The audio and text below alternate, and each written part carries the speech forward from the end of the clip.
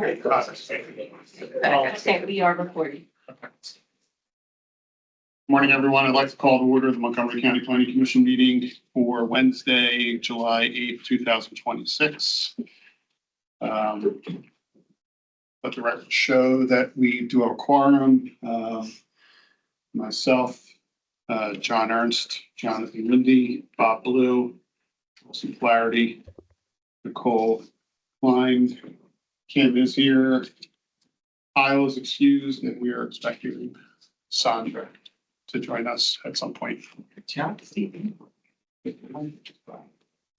didn't use the call other name. You didn't? I wanted to be It's like okay. brother and Yeah. sister. Great. Thanks. Please use my other name in the future. Okay, with that, is there any board comments before we get started?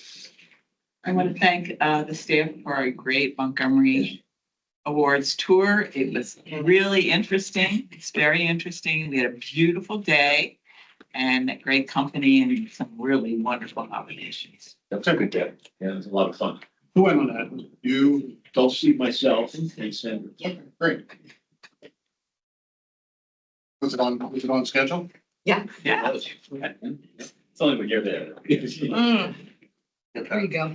Any other board comments? Okay, with that, is there a motion to approve the meeting minutes from our June 10th, 2026 meeting? So, Is there a second? Second. Been moved and seconded, or any comments, corrections on the meeting minutes? Seeing none, all those in favor to approve the meeting minutes, say aye. Aye. Any opposed? Okay. And we will move on with public or staff comment. Any public or staff comment from anybody in the room? People, that wasn't an invitation. I'll say hi. Thanks. Let the record show that Ann said hi. Will do. Any staff or public comment online? Okay, seeing none, then we'll move on to our first agenda item, which is our DVRPC contracts, and I'll call on Matt Popek. Morning, Matt. How are you? Good morning, Steve. I'm all right. How are you? I'm here this morning very briefly. I will return a little later for a formal presentation, but we have a contract action item for you to recommend approval to the Montgomery County Commissioners. DVRPC each year has a set of contracts in order for staff at the county levels to work on transportation items and issues, and as well as GIS issues. It falls under three different pieces: the Supportive Regional Highway Planning Program, or SRHPP, the Transit Support Program, or TSP, and the Region-Wide Transportation GIS Program, or just GIS. These contracts are pots of money that come through the federal governments as pass-through items to come to our staffs and pay for part of the work that we are able to do supporting regional efforts, since a lot of transportation items cross different multi-municipal boundaries. For the new fiscal year, which just started for DVRPC, their 26-27 fiscal year 27 year, the total budget for Montgomery County's SRHPP program is $156,700 with $0 in local match. For the transit support program, DVRPC will contribute $77,400, with the MCPC providing in-kind services of $36,392. And for the region-wide transportation GIS program, DVRPC is providing $46,000, which is actually up from previous years. The two main transportation program numbers are the same as they've been for a couple of years running. So we are asking today for the board to recommend approval of these contracts, which will then go to the county for approval. I believe this is one of the things that during the transition last year for new transportation section manager, this overlooked at least a little bit. So we're getting back on the schedule and having this board, MCPC Board, and the County Commissioners Board approve entering these contracts so that we can get paid for our work. Any questions for Matt? Did you get paid last year anyway? We did, and we're not going to ask for any Okay. further questions. There mustn't be any further questions. Okay. Anybody else have questions for Matt on DVRPC? This is something that we've done this every year. We are supposed to do this every year. Yes. And it's federal pass-through money? Yes. And with that, and we're gonna hold off on taking a vote because there's no resolution number on the resolution. So I'm gonna wait for that and we'll come back to that when we have a resolution number. So we have. Okay. So I appreciate that. If there's more questions after we read the resolution, I'll be here. you're working on that, right, Scott? Yep. Okay, then we'll hold off on that until we have that resolved. So then with, next up is our Montco 2040 to 2050 grant program. And I'll call on Scott, Ian, Chloe, and Dave. Good morning, everyone. I'm going to kick us off really quickly here and excited to have this conversation as we work on the comp plan for Montco 2050 and anticipate having that final draft by the end of the year and then up for adoption in the new year, in the beginning of the new year. That the grant program has the opportunity to pivot, work off that, recalibrate, or even any bigger ideas or transformations. We got a little 3-section set up here. Ann's going to give you some updates on the effectiveness, some new statistics you haven't seen on the program in the past. It's been 10 years, 11 years actually, right, of this program.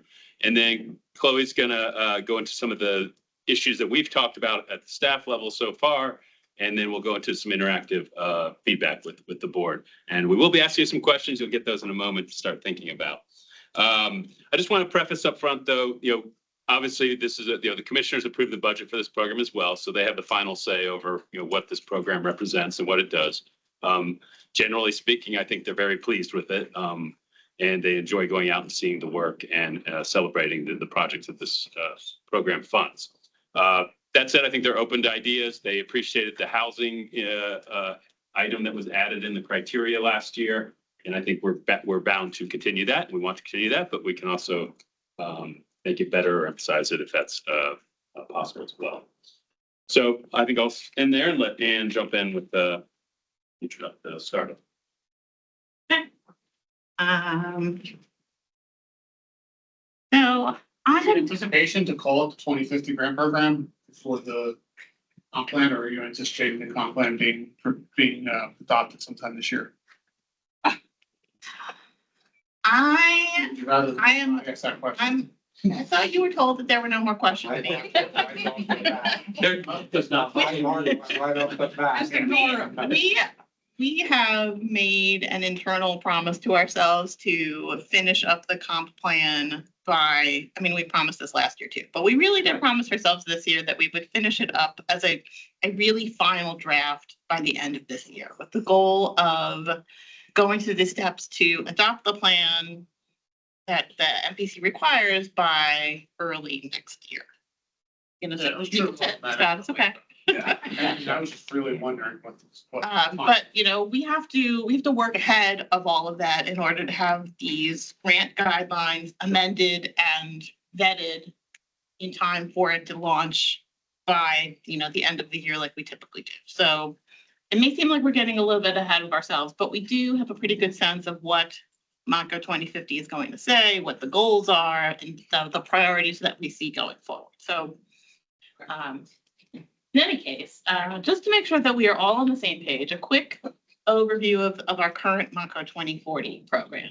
We have been doing this since 2016. So yes, 2026 was our 11th year of grant making. I have been working on a little bit of an assessment of our 10 years up through 2025 to have some information to share with everyone on the effectiveness of the grant program. The current program implements the themes and goals of Montco 2040, which you, I think, are all familiar with at this point. We had a grant program prior to this in the mid-2000s that was focused on revitalization, but it had a very narrow focus. It was not open to all municipalities. It was really only open to municipalities that had less assets, less population, more need. And so our Montco 2040 program has been a lot more flexible, I think, and that's a good thing. The money that the county has budgeted towards this program has increased a little bit over the years as costs have gone up, but the grant parameters have basically been the same, with the exception of the addition of housing and a couple of other tweaks here and there. So I've been trying to look at this from a numerical standpoint and figure out how have we done with this program. Over the last 10 years, we have had 260 projects submitted, and about 75% of the projects that we have awarded have been completed. Obviously, the projects from the most recent years are not necessarily done, but we seem to be on a pretty good course. We had, I think, some learning to do. The municipalities had to learn how to, adhere to the guidelines, get the projects done in a reasonable time frame. So you can see that there are some projects early on that just didn't make it, but generally speaking, we're on a pretty good trajectory. We get projects that we think are reasonable. We always get more submitted than we can award, and the demand, even after 10 years, is still there. By far, the walk, bike, Montco category has the most projects in it. We haven't always called it walk and bike Montco. In the past, it had, but there's always been a walkability category of grant making as a focus category. And now we call this transportation and mobility because we have rolled some of the transportation grant program projects into this program. But there's always been a walkability category, and that gets by far the most interest. New sidewalks, new trails, new bike amenities, that sort of thing. And I think those are pretty straightforward projects for most places, and that gets the most interest. We had an intern help us do some assessment of the projects that have been completed.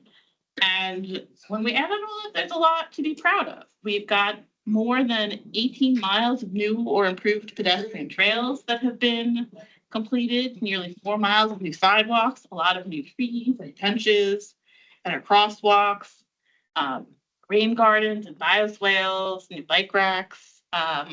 Have visited almost everything that we have granted. So there's a lot to see, and that's a really great thing. In terms of dollars that have been funded by focus category, again, it's that walk and bike improvement category that has the biggest amount of funds. This does include projects that were withdrawn from the program, but there are only 10. So we have an assessment of how much money has been reimbursed, so technically how much was spent, as opposed to how much we promised to spend. But you can see that there are real dollars behind these projects, and we have done a lot with the money that has been promised to our municipalities. What's in the other category? What do you put in the other, what kind of projects are in the other category? Those are projects that don't necessarily fit into any of the focus categories. So could be almost anything. Park improvement projects. Parks, we approved fencing for a community garden. We have funds for a mural. So like things that don't neatly fit into any of these Like the focus majority of our categories. parks. Probably the majority. You had a question, Steve. Can you go back to the quantity of some of those quantities? This one? Yeah. For this one. No. The other one. Yeah. The 72.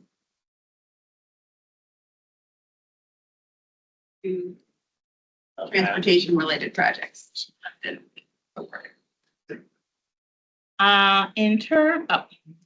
left off here. In terms of how we administer this program, I think there have been some wins and some things that we can improve upon in terms of what's been successful for this grant program. We could be flexible. We give a lot of extensions. We give a lot of assistance when needed. And we are pretty flexible in what we can fund. We don't, our comprehensive plan, goal, and theme categories are really broad, and you can apply for just about anything through this grant program. We have expanded to allow for all municipalities and for partner nonprofits to apply, I think has been a really great thing. It's allowed for municipalities to go for projects that really matter to them, that matter to their residents, or for key local organizations. The Historic Trap has been a really positive example of that with their renovations to the Speaker's House, for example. We allow for gap funding applications, and we recognize that projects, when they are first thought of, it takes time to get to that point of construction, and the prices go up, and we are happy to give municipalities the extra money that they need to get it. And we've been able to rework the guidelines to highlight the things that matter to the Planning Commission and to the commissioners, and so that has been a good thing as well. In terms of challenges, I think that these are evergreen challenges, and I don't know if we'll be able to fix them in changing the grant program guidelines, but we've certainly had municipalities that have had trouble getting projects done on time for a variety of reasons, whether it is costs or change in local staff or their expertise. We have struggled to get projects that have been complex and innovative. So there's that. And then, we've been requested for many times over the years, can we provide funds for planning or for maintenance? These are hazy things that we have not quite settled on, but perhaps today is the day that we figure that all out. That being said, I am going to pass things over to Chloe to talk about some of the things that we hope you can mull over today. Good morning. Good morning. So we had this program. This was the 11th year of the Montco 2040 Implementation Grant Program. And now we're going to think a little bit about what we might want to change or keep the same as we move forward. All of you on the board have now been on the committee at least once. That's great. And I'll just say, as we think about, okay, what do we want to do next year with this grant program? The program is authorized annually by the county commissioners. So nothing is ever completely for certain until they adopt the budget. So we anticipate continuing the grant program, but we don't know precisely the exact amount of how that will work. So just that as a caveat. All right. I have some kind of brainstorming slides about what we were thinking we might want to change or questions for you. And at the end, we're going to do a kind of a lightning round where we ask each of you 30 seconds or less to identify something that came up that you thought, hey, though that's a great idea, we should definitely do that. And something that you're like, well, that maybe is not a great idea. And then you have the opportunity to share one other thing, something out of the box. I know you're like, what is this? But you might just, for your sake, you might want to jot yourself a little note. So we say, John, 30 seconds, what's a good idea? You can be like, oh, I really liked that one. Anyway, it's just an idea to try to get I think you should absolutely all start of with you. John. Yeah. Okay, so that's just a warning. We're going to ask you things later.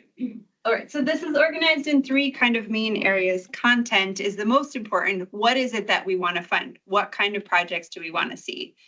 Eligibility and structure is about who can apply. Are there prerequisites we should have to for eligibility, and how do we structure the program in terms of having focus categories and whether we give certain municipalities extra points on their applications for different reasons or something like that. And then the process is about the technicalities about how we accept and process the applications. So the slides just have ideas. You get to tell, we want to hear from you what you like or don't like. Okay, so content. What is it that we fund? What are we asking for? Like, we want projects that are what? We want to base this on our new comprehensive plan. It's going to have these 7 chapters. I'm supposed to use this, that's Rob. And each chapter contains some vision statements of what we want the future to be like related to that topic. Within each vision statement, there are goals and actions. And there are overall themes for the plan, but those are like throughout the plan, through all the different topics.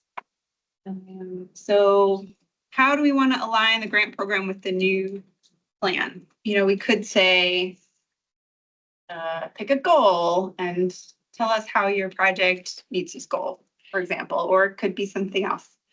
Something to think about. We could think about trying to get projects in things that we might have missed somewhat in our past years of grant making. We haven't done a lot, or we haven't tried to get a lot of projects related to historic preservation or historic sites. We haven't focused on ADA improvements, and that's come up as something that we could, you know, sort of try to get community and rec centers. This gets to some of the issues we talk about in the comp plan with having public space, having community space. Maybe we could try to fund that. This next one is the idea of choosing some of our top downtowns. Maybe it's our top 5 or destination or 15 or 6 or 11 and say, we want to really give some extra support to these downtown areas to make them amazing regional destinations. And maybe we have that as something that we really want to fund. Connections to public health issues could be something we explore with this and want to do with the grant program. Big issues of the moment. We know housing is a big issue of the moment, and we tried to incorporate that into the grant program last year. Maybe that's something we want to really try to support. Housing availability and housing prices. Adapting to climate change is going to continue to be an ongoing issue for the county, without a doubt. Maybe we really do more to try to use the grant program to help the community adapt. Transit-oriented development in the areas around our major transit hubs. Maybe we want to use the grant program to focus on those areas a little more. Retrofitting roads to better meet the needs of today and to be safer. Like that could be something that we want to try to do. And trails are still a really big and important topic, things that people really love and want to see. Maybe we try to focus the program on trails in some way. So these are just ideas, things we could try to do. And a little more about housing. It's a major issue. Prices are high. Housing development is slow. Can this grant program help, and how? What do we do with this relatively small amount of money, which has been about $3 million in the last few years, to help housing? Some of the things we tried to do at this last year is fund projects that were near new housing development, or fund projects that were in dense areas with lots of people. We could try to do something in partnership with our Office of Housing and Community Development with this program. I don't know what that would look like exactly. We've offered these free zoning audits to try to help communities with their zoning as it relates to building new housing. Maybe we try to give a little preference to communities that have had those zoning audits. I don't know. Or to communities where we determine that their zoning is supportive of additional housing development. If we do that, we'd have to figure out what that looks like. And housing related infrastructure. So maybe we actually fund, an extension of a road or of sewer service to somewhere that we want to see new housing, or help to fund something like that. I don't know if that works or not. Ideas. Parks applications. This came up when Kim asked. Yeah, please. What about providing funding to developers for their housing projects for spaces that are designated as public spaces? Mm-hmm. Sure. That can add to the list of possible ideas. Because they would have to have, we're still going to have the applicant be a municipality. We would have to figure out how that relationship occurs. Right. But all of these, the things you've talked about, which are not insignificant by any stretch of the imagination, are supportive or adjacent to, but not specifically related to the actual construction or development of a housing development. The possible exception of the infrastructure if it was on site. I don't know, but it could be. Yeah, But yeah, no, I hear what you're saying. But if somebody's not actually building. somebody's building plaza as part of their public plaza, that's part of their development. It's on their property. They're building it and so on and so forth. If it's truly a public space, that's something that's required by the zoning ordinance to provide this public space. Is that something that Yeah. The grant program. Potentially. Capture, and how would it capture it?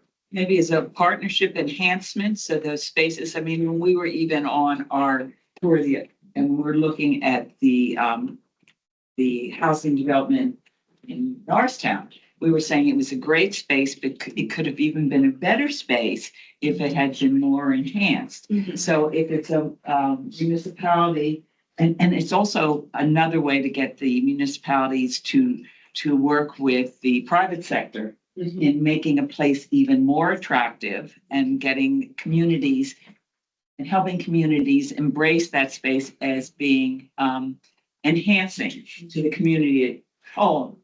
And especially if we're looking at affordable housing, especially to make it look more, welcoming. Thanks for that additional idea. Did you want Chloe to move or just the podium?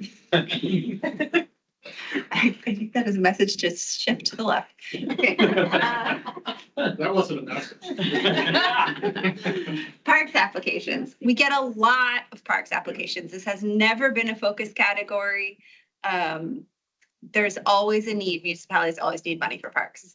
And parks are great. We love parks. So what do we want to do about that? Do we want to dive in and encourage that? Do we want to encourage specific types of park upgrades? Do we want to support things that help build community, like facilities that allow in parks that allow for more events or activities or programming, climate resilient adaptations in parks? We have questions that come up every year about playgrounds, about pickleball. How do we want to deal with that? Or do we want to just say there are other grant programs that fund parks? This grant program is primarily for other things. So anyway, that's a question, what we should do about parks. I think, from my standpoint, I think I would go back to this one thing that we've talked about on a number of these categories. Is I don't want us fund, if we're going to think about funding something later in parks, I don't want to fund maintenance projects. Right. We know that you don't want to fund maintenance projects, so thank you. Let's keep going. Next. If we're going to fund anything related to parks, it needs to be something that's a pure enhancement to the park or to the community in some way, shape, or form, but not something that they should just go within the capital budget. Well, we could have categories of enhanced, categories, name them specifically. Sure. And like 4 different things, these types of projects in parks are fundable. Make it pretty. I think it would be nice to be a little clearer on that because we Yeah. always get a ton of those kinds of applications. Okay, so that's our slides about content. I'm going to move to eligibility, structure, and evaluation. I do think content's like the most important part of this because what is it that we're funding? So, but we've had focus categories every year that we've had this grant program. We could define, they're pretty broad. We could define them a little more narrowly. We could change them more often. It could be more of a requirement that a project fit into a focus category to apply, or we could eliminate focus categories entirely. I don't know what we should do about that, what you think about that. Equity, we ask a question in the grant program about how the project furthers equity, and we allow municipalities that have a lower median household income to have a lower match. In the last 2 years, we've had that. But maybe there are other things we can do to better, more equitably distribute the funding that we have to the communities that need it most. So thinking about what that could be like. Did the lower match bring in additional nominations? I don't know that it had additional applications, but we did have some communities that took advantage of that. So Did you I'm sure think it's it's helpful for them. More significant projects that we may have put together if they had the higher match. Do you think I don't know. along the lines of what? I'm not sure. I think that's a fair assumption, but I don't have I can't point to. Do you know any? Right. Like, yeah, if they didn't have the expenditure of the normal match, would they have gone ahead with that type of project? Right. And what's the I don't know whether they can. And we never quite know who recognizes that this is a possibility. You send the stuff out, but a lot of times it goes like this. So it's how we get this information and motivate people in places that we really would like to see more grants.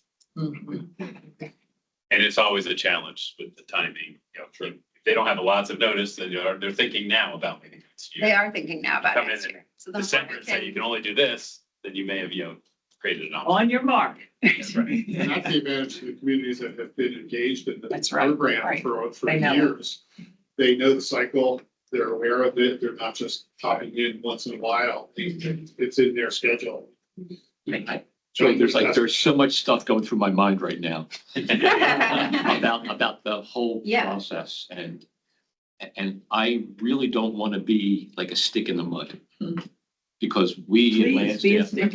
Yeah, you represent the people who. but Lansdale has been a recipient of grant projects over the years. And we're extremely grateful for that. But I can tell you that when this comes in, it's like there is so many other things on a daily basis that we are dealing with that if a grant comes in, we are looking for low hanging fruit. So it's like, you know what? Who can handle this? But you're not, Do I have the bandwidth to even assign someone to work on this? yeah, Do I have the bandwidth for someone to do the research and actually look at the requirements? And do I want to adopt or adapt our schedule to kind of meet those requirements? Because there's like I said, there's so many other things going on. So my guess is that you get the Parks and Rec projects inundation, because that's easy. You know, everybody wants parks. They're on the table. Community ready wants to- parks. We could do that type of thing. So that's why we get a lot of those applications in my perspective. they're not necessarily going back and thinking about something that's transformative, they're thinking about something they are. It's already ready to go. Yeah, and I think that especially, and I can only speak for Lansdale. Yeah. If we have a successful grant project for a park, then that becomes something the next year. It's like, we'll just enhance that application. We've got this done, let's add more to it. Let's expand this. We were successful here. Here's a long-term project that we can say, okay, well, we're not gonna Phase assign one, capital. phase two. We're not gonna assign capital dollars to it because hopefully we'll get a Montco grant. We can assign that type of thing. And then when you have a lot of communities that suddenly are successful in grant applications, before you know it, you've got $3 million in match that you've got to suddenly worry about. So then you're like, well, I can't go after that grant because I don't have the matching funds based on all the other grants that we've been successful at. And quite frankly, for me, housing as a category for grant money is just so far off the chart because the concept is so large and the task is so hard to accomplish that I wouldn't even be putting grant money for it because I don't think anybody speaks to Lansdale. Yeah, it is. Like, what am I gonna, I'm gonna get $250,000 to do what? Housing. That type of thing. And by the time I spend money to change zoning, you know, we're 3 years out. By the time you go through the process of getting everybody to agree what zoning should be, create the ordinance, have the public conversations, get the feedback. Again. Yeah, no, that's This- very well done. Thank you. But I think that the application process, it comes in. The Planning Commission deals with this 24/7. They live it, they breathe it. Municipalities just get an email. Yeah. And say, hey, here's a grant program. And they're like, okay, fine, here's another grant program, but they don't know, I say we, don't know the details, the complexities, the ins and outs of what you guys struggle with every single day to put this together. The fine tuning of all that piece. So we're just looking for, hey, you know, we've got a grant project in there. Right. And we'll do parks and we'll do something like this and move on to the next one. And I would imagine because like Lansdale has been a regular user of the grant program, it's ingrained in your. There's a schedule. Yeah, And exactly. you know You know it's coming and you're gonna stick with the ones you know have been successful, which in your case, have been a lot of park projects. It's part of the project. Yeah. Right. But I mean, that's just, I mean, for me, that's the reality of the process. Gotcha. Sharon, one of the questions was, would we fund planning? Mhm.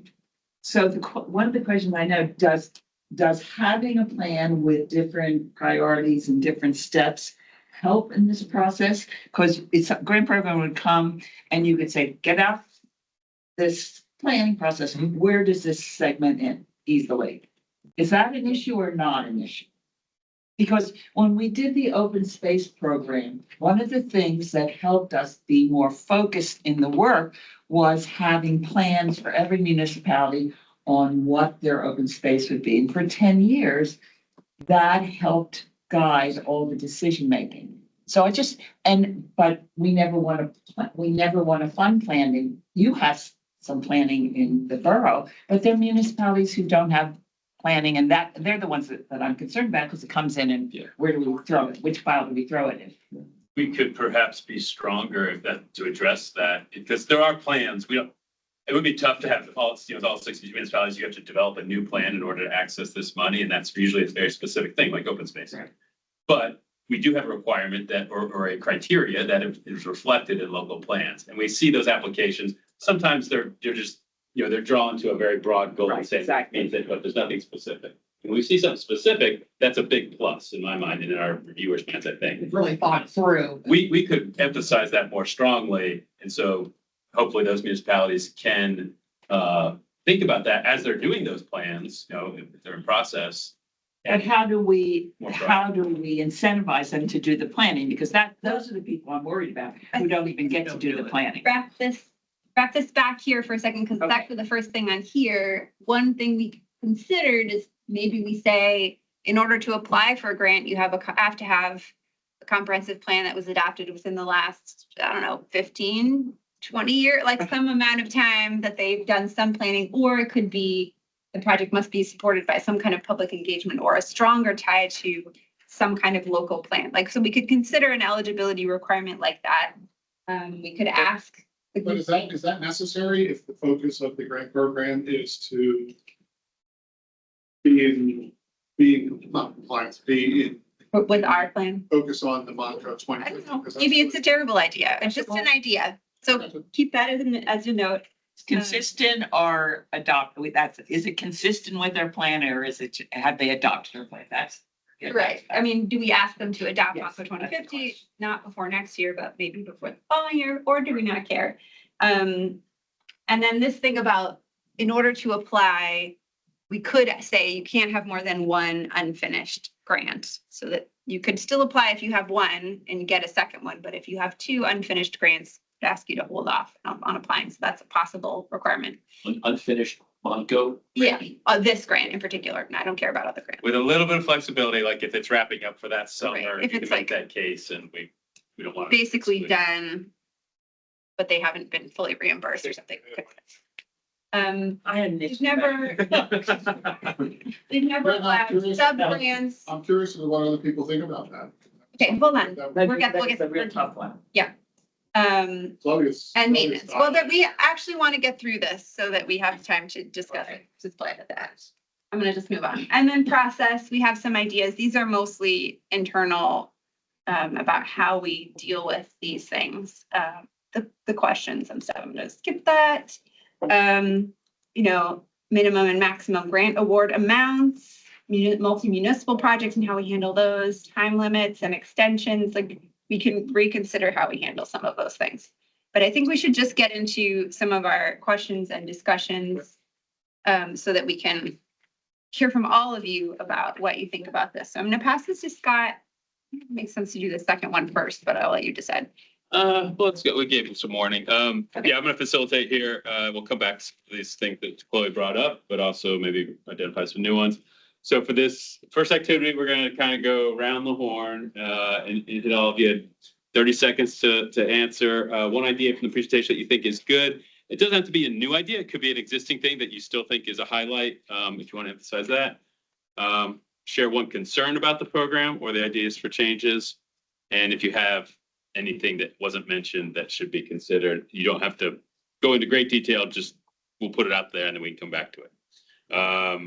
So I'm going to go counterclockwise, and start with Kim. Of course. I think, kind of piggybacking on what John was saying, about, I'm gonna go with concern first. Concern first is that the municipalities, particularly like in Norristown or Pottstown, do they have the capacity or the resources, the people in their planning team to really, as you said, to go after these grants and apply year after year, like some of the ones who already know. So I think that the concern is actually getting the communication to them and maybe figure out a plan so it's on their radar. But if it's only one or two people in the planning team, it might be more difficult for them to actually write the grant, figure it out what has to be done. But a good idea that you all shared was focusing more on community centers I think it's related to parks and rec and community centers. So I do think for communities, again, here in Norristown, I know that's been one of their biggest ones of how to fund that or how to get, more monies to figure out where people can go, that public spaces can be for them for ideation for students and families. So I think that was a great idea to kind of have that category because I believe others is so huge that it should be broken down into kind of maybe just parks in the community rec centers. Great, thanks. Yeah. If you're gonna do one, like all three, then that's like a minute and a half per person. Oh, do you want? That we're doing. Yeah. I got all mine out. They were talking before. I got all mine out. I got all mine out. I got all mine out. I think you should. Chloe's timing all of you. I am, but I think that Kim should get another 30 seconds for the third question is what I was gonna say. Okay. That's Well, okay. You're taking up for everybody the third else's one's time, optional. Chloe. So I'm done. a minute and a half, address the first two, and if you have another idea that wasn't mentioned, I'm please. good. All right, sounds good. I got Here mine we go. out. Go ahead, Sandra. For right now. You know, my concern is, what role does the county play in helping smaller municipalities to build a capacity, to compete with these grants? Okay. Okay, and is there a positive element that you saw? Well, yeah, I mean, I'm still just trying to absorb all of this and just really trying to get a gist of, what is a priority. But I guess I'm leaning more towards housing, affordable housing. And I think that is something that is a great challenge, here in the county, countywide. So just going on the tour that we went on, I was very impressive. It was very impressive of how they were able to establish that. And that could be a model, for other counties to take heed and make that a priority. Good, okay, great. And we'll go to Nicole. So on the good ideas side, one that I particularly liked was clarifying the parks. I like those park projects. I agree. I wouldn't be in support of funding maintenance, but I think there's a lot of really great projects that can happen at parks that are very impactful to the community. And I think those are projects that can also be done in places that don't have as much resources, and it speaks to a lot of the other things that we talked about. So I think clarifying the park section and maybe being a little bit more specific about what the grant program funds, I think would be helpful and hopefully would help reduce municipalities' time spent on projects that are not funded. If of course, they have to read the guidelines. On the concerns side, I like the idea that was floated about some of the criteria. Do we talk about, limiting the number of unfinished Montco grants? I think that speaks to, it sets expectations and may expand opportunities for other municipalities that either haven't received or haven't received many grants.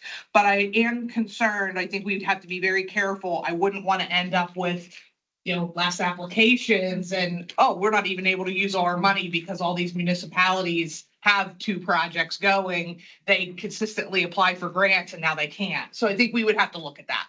Yeah, it's a good point. And I'll just throw in there, I think in Ann's annual updates of this program as she focuses in on this, but we get a lot more requests than we have money. And this year, I think every year seems to be a bigger gap. And so this year, I think we were twice as much as the money we had, maybe more than that, and number of applications as well. So there's an argument to be made where a little bit of a constraint on a few applications or municipalities that have been, there year after year and getting grants could be part of addressing that. Yeah. Billsy. I think that it's interesting that we have thrown out, just for consideration, a much wider group of possibilities. You've defined them what they are, and I think that's really great. I do have a concern about that because we only get $3 million.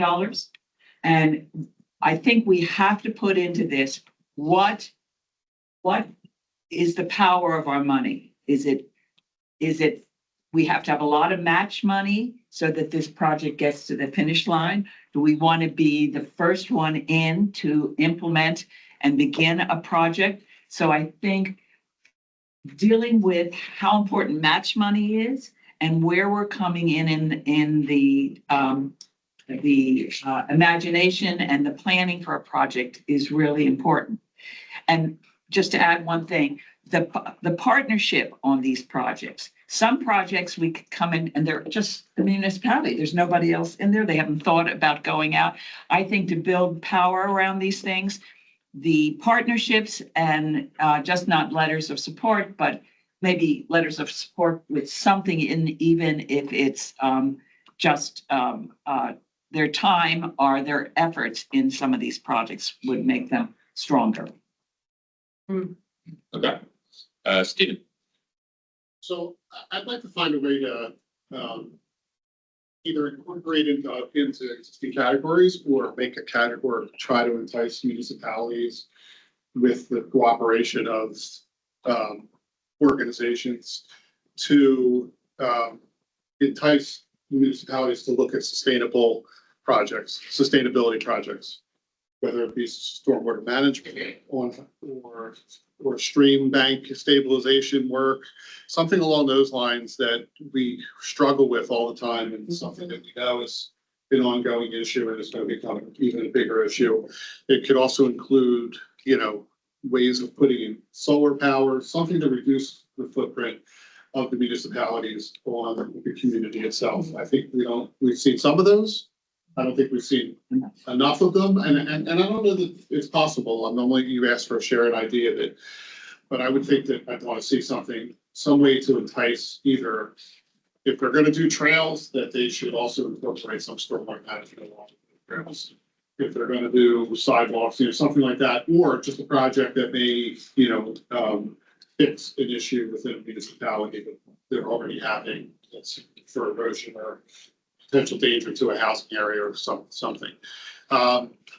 So that's the one idea that I would like to see happen. Are we going with the other two, or should I hold off? Pick one more item, but you're done. Since I'm just gonna reiterate, I have made this clear. I think we need to put better controls on that multiple grants to municipalities, and it does two things. It doesn't tie up the funds for long periods of time. Doesn't also have the potential of not being used if they're not going forward with the project, then we get strung out on that one and then get strung out on potentially on another. Doesn't happen often, but it has happened. And it also gives the county ability to throw the money around to more communities if you're not constantly giving it to the same communities that, as we just talked about with John, and other communities that have come in. There's some that this is their program their program for these grants, and they know when they're coming, and they know that they're going to throw something out, not whether it's something transformative, but they know what the projects, they know what's going to go. And if we keep giving it to those that are already organized, then it's harder to get to those communities like Kim talked about. Yeah. So that's Good point. I'll throw that into after sort of the agree or disagree, and we'll address that together. All right, Bob. Chloe, if I say something out of line, don't blame me for it. Don't blame them. I like the idea of limiting the number of grants that they can put, that the applicants have put in their back pocket when they get the money and it just sits there for 5 or 6 or 7 years. I think that's a problem. We ought to limit that somehow. I was thinking, outside the box, speaking about Norristown, Pottstown, people like that. Also, Lansdale, that. No words. If we were to put out an RFP for grant writers for municipalities that don't have the wherewithal or the money or the dollars or cents, and have the grant writers step in, it's not going to give them an extra leg up, but it's going to be more of a professional submission as opposed to going to Steve Klein and say, hey, do this grant. And they say, wait, I'm your public works director. I don't know how to do this. And that way we can get the money out. That's an interesting idea, and we do have a grants department in this county that does sometimes look for work to do, so maybe there's something there. Well, I would think that some people would cry foul and say, well, wait a second. That the county is helping someone get a grant. Yeah. Okay, And all of a sudden. Chloe says we have to go to John now. No. I don't know. Chloe doesn't know how to use her phone. I'm tough and admit, sorry. So I think one of the good things from the presentation was that we got Chloe to move over to the left, I think. I do like the idea of the planning piece and providing some opportunity for maybe providing grant money for planning, because there are a lot of communities that won't even start the process. Yeah. And let's say have some kind of an idea about where did it eventually go. May not be this year, may not be 3 years or 5 years, but, because things change. The staff changes, elected officials change, focus changes, but without some kind of an initial something to look at, nobody's going to go anywhere. That's just my thought. If we have priorities, if you had a planning grant within those priorities, 1, 2, or 3 or 4, it could be specific. So let me ask you a question. Yeah. You don't mind? No. I'm interested. So if you talk of certain portion of the grant money and set it aside for, planning assistance within the grant program. So maybe $100,000 or something out of whatever money it is, and provide that to, the planning is one aspect, but I think one of the things that we're looking for in the grant programs, these are in a sense shovel-ready projects, right? Not just planning. So the planning would give them the basis for a project, but then the municipalities would still need to do the work of getting it, whatever, permitted, definitive drawings, engineer drawings, if those are needed, and then also put together some type of budget. I don't think that's something that the planning commission would do, but I think is that still a helpful aspect? Because I think if you have some kind of a concept that you've got, let's just say on paper, then I think it helps the elected officials understand what the goal is going to be, so that they can look at their annual budget and say, this now, as an initiative, has become important to us, that we can start to look at maybe providing some potential funding down the road to help move this forward. Like I look at Rockledge, we looked at that in the last grant cycle.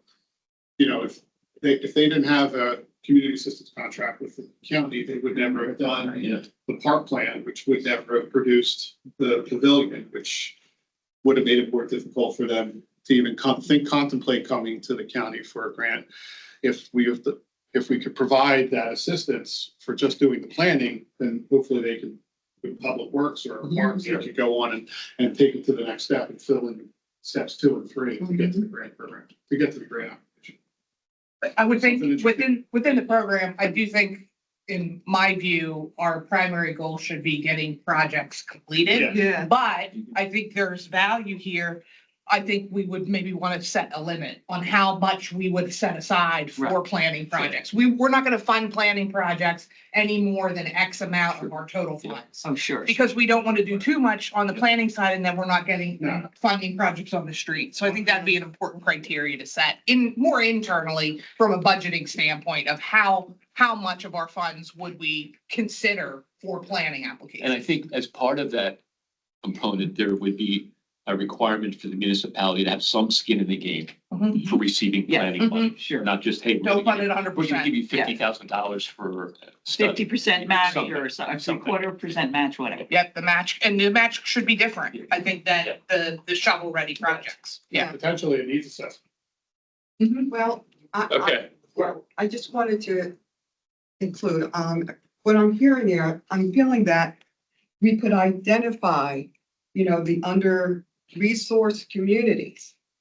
so that they have a fair opportunity to compete with the other municipalities that have consistently submitted strong grants. Mhm. So I'm just, this is what I'm hearing, but I'm not quite sure if we're all on the same page. Right, in order maybe to qualify Yeah. for a planning project to get funded, you have to meet certain criteria Yeah. as the municipality. You don't have internal planning staff. Like you're You not. don't have a community assistance contract with the county. Sure. I mean, I think we'd have to be careful, but I think it's something worth thinking Yeah, about. If the goal here is not to fund planning for municipalities that have really strong planning, Right. Exactly. but for those municipalities that don't Right. have the really strong. Exactly. That would be the needs assessment. Yeah, yeah, right, With the right. Needs assessment, criteria. Yeah, I think that's an excellent point. Jonathan needs to. Yeah, I want to hit Jonathan Rinde, and then we're going to hit our quick votes. No, I have one thing, but I'm gonna let Jonathan talk. A quick vote, what are we voting on? There'll be just agree or disagree. Yeah, or nay. We'll follow some of the stuff we've It's your turn discussed. We'll now, follow. Jonathan, please share. So I have several, some of them are weird ideas. I think we need to be careful about making more requirements to get our grants. This is their money, we want to get it back to them, so I wouldn't want to overload more requirements to get eligible for our grants. People have talked about how to get more applications in. We have contracts with municipalities. Perhaps if that's a way for those planners who are assigned to those municipalities to assist in some way, helping the municipality or actually preparing an application for a municipality for one of these grants. Outside of the normal funding of what we're doing for that municipality. Okay. Two weird ideas. Talked a lot about affordable housing, and I think that's very important in the county. I think the county has a program for first-time lower-income home buyers, which qualify for monies from the county or loan or something like that. I believe, and I'm not sure, but I believe an impediment to the program is a lot of the homes that these first-time buyers want to buy are in poor condition. That's why they can buy them. If we had a program that had some monies to fix up these homes, capped at some amount, so these first-time lower-income buyers could buy a home in decent condition, we could perhaps make a baby step towards having more affordable housing in the county. Last idea, Steve talked about stormwater, subject I know a lot about. The county has a lot of stormwater basins that are currently not functioning. Why? Because the riser pipe has fallen over, the water comes in and goes immediately out. They're not functioning as they should have function and were designed to function. So perhaps there's a way that the county can encourage municipalities to address this sort of on an as-needed basis. All right, great, thank you. All right, just so you. Why couldn't we have a quick start list? I heard Stephen talk about, resilience. I heard Jonathan talk about housing. Under each thing that we want to incentivize, how about like 5 ideas that are really interesting to us?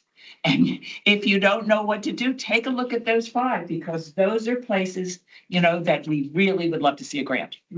Simple as that. Yeah, we've done a degree of that, but not, we could do. Yeah, I mean, it wouldn't be, we're not talking about books. We're talking about simple things that people could say, oh, we could do that. That's something important. All right, we're gonna go to, now this is gonna be a agree, yes, no, or maybe. And we're just gonna take a straw poll, raise of hands. We've got some listed ones here. I've added a couple based on what we just discussed as well. But let's go get through this real quick. Just take a poll, and we're gonna come back in September, if they don't know this, and do a follow-up. Are you writing a note? Yeah, and do a follow-up on the agenda for that, because we're gonna run out of time here as well. Well, let's just raise your hand if you agree with each statement as we go. Yeah. If you don't put your hand up, you're either a maybe or a no, so. That's doing a great job. Yeah, let's yes or maybe, because I think some people are not gonna want to say yes, but they might say maybe. Okay. Okay. Should we continue to allow a broad range of projects as discussed? All yes. Yes. Someone's writing this. David has a sheet. I think that was everybody, I right? was almost there. Almost. Yeah. It was not quite everybody. John, yours a maybe? I was a maybe. Okay, one maybe. Sorry. Should we change the focus categories to be more specific? Yes? Two, Maybe, maybe. maybes? Maybe. 1, 2, 3, and no's. Somebody's looking at Okay. the program, that's really focused on, I mean, the same subject. Should we rotate the focus categories more often? Yes. What? So right now we've had the bike ped thing for really almost the whole run, and then we've Downtown. updated it a couple times. The same focus categories for a good Like 7 7 years. years. So really the question maybe is, should we rotate focus categories more? But we accept projects outside the We focus do area. So currently We did. accept projects outside the focus categories. Yes.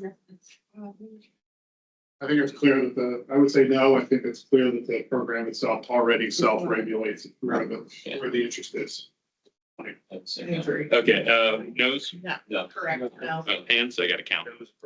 1, 2, 3, 4, 5 no's. And we'll say the rest, yes, maybe.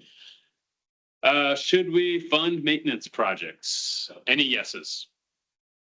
Maybe, well, maybe. Yeah. Fence. Should we try to get away from funding? Hold on, there was a, I'm you sorry. say maintenance. Yeah. I'm kind of fairly So- new. So what do you mean by maintenance? That's, comes up with anything that's like existing, if they want to replace it, like this comes up with playgrounds all the time. They have an existing playground, they want to replace the playground equipment. We call that maintenance and we don't fund it. Or for instance, like we've had projects where they come in for bike lanes, Mhm. but really it's a repaving project. Right. They need to repave the road, so at the same time, they're gonna put bike lanes in and they call it an improvement, so. And the stormwater basin one would be this one too. There's a non-functioning current stormwater basin. They want to fix it. That's maintenance. We don't fund it. We Currently. had this discussion this year about a pedestrian bridge that needed to be replaced. Is it maintenance because it already exists and is it a replacement, or is it so beyond repair that it really is something? Or are they doing something that makes it, if they're doing, I think we look at it as if they're doing something that, It's a little more. right, making it more than it was originally, I think is. This is always very tricky. Very bad. To me, the concern Maybe about define maintenance is, maintenance. but, Yeah. you know, municipalities should be maintaining their facilities. And if they haven't been maintaining their facilities. Yeah, they should be. Why I think should I have we then step in? 2 maybes on maintenance projects. What and is no's. again, just real quick, only because I think in order to stay, for your community to stay, Insane. you know, Community. pleasant looking, you do have to maintain, maybe we don't have the budgets again to maintain it, but you need sustainability. So you need to have some, maybe you need to define maintenance in particular ways then, because you want communities to still look presentable. If they've done a project, how are they going to maintain or sustain it? Yes, some of their dollars should, but they may fall outside of their range. And clarity is a good point there. Yep. I'm gonna take a flat vote again. Those who support funding maintenance projects in general, raise their hands. I see yes. 2. Any maybes? Okay, 1 yes, 1 maybe, One maybe. and the rest no's? Okay, but I think there's still, so even within the no's, there's, I think some, Look, I think We can do if it's defined in a certain way, it certainly could find its way as can find it. acceptable, but I think under the Overarching. broad idea of maintenance projects, no. Agree, but I think it Well, should be. it depends more nuanced there. Yeah. You know, I'm just referring to a boiler system or an asbestos issue that could be impacting a community center that aren't enabling them to access or utilize the space. I'm thinking of something. Yeah. okay, yeah, we're gonna look into this and explore this. Yep, okay. That's in September. Should we try to get away from funding as many park projects? So let's just take a yes, no, maybe. Yes? Yes. Maybe. One yes, maybes? Yeah. 1, 2 maybes, and no's. No. 1, 2, 3. Does that add up? More. 1, 3, and 3. Should we do more to consider equity in the grant program? And I will point out, we do have a criteria. And I think we do have this discussion a lot over, should we support them, or, you know, and there's some interesting conversations that get off track a little on that. What do you mean by Yeah, that? it depends on the Other than the match funding? the match funding and then the criteria, we do score them based on equity elements. We ask them to explain how this addresses equity. Oh, I'm sorry. You're not talking about financial equity. Yeah. Have, what, have Opportunity. they utilized elements of equity in their outreach process about the Yeah, I project? understand what you're talking about now. I was, in my mind, I'm thinking about financial equity. That's why I asked about the matching part of it, so. Yeah, I think it's more of a Yeah. socio. Yeah. That was clear. Yeses. Yes. Yeah. For the last one?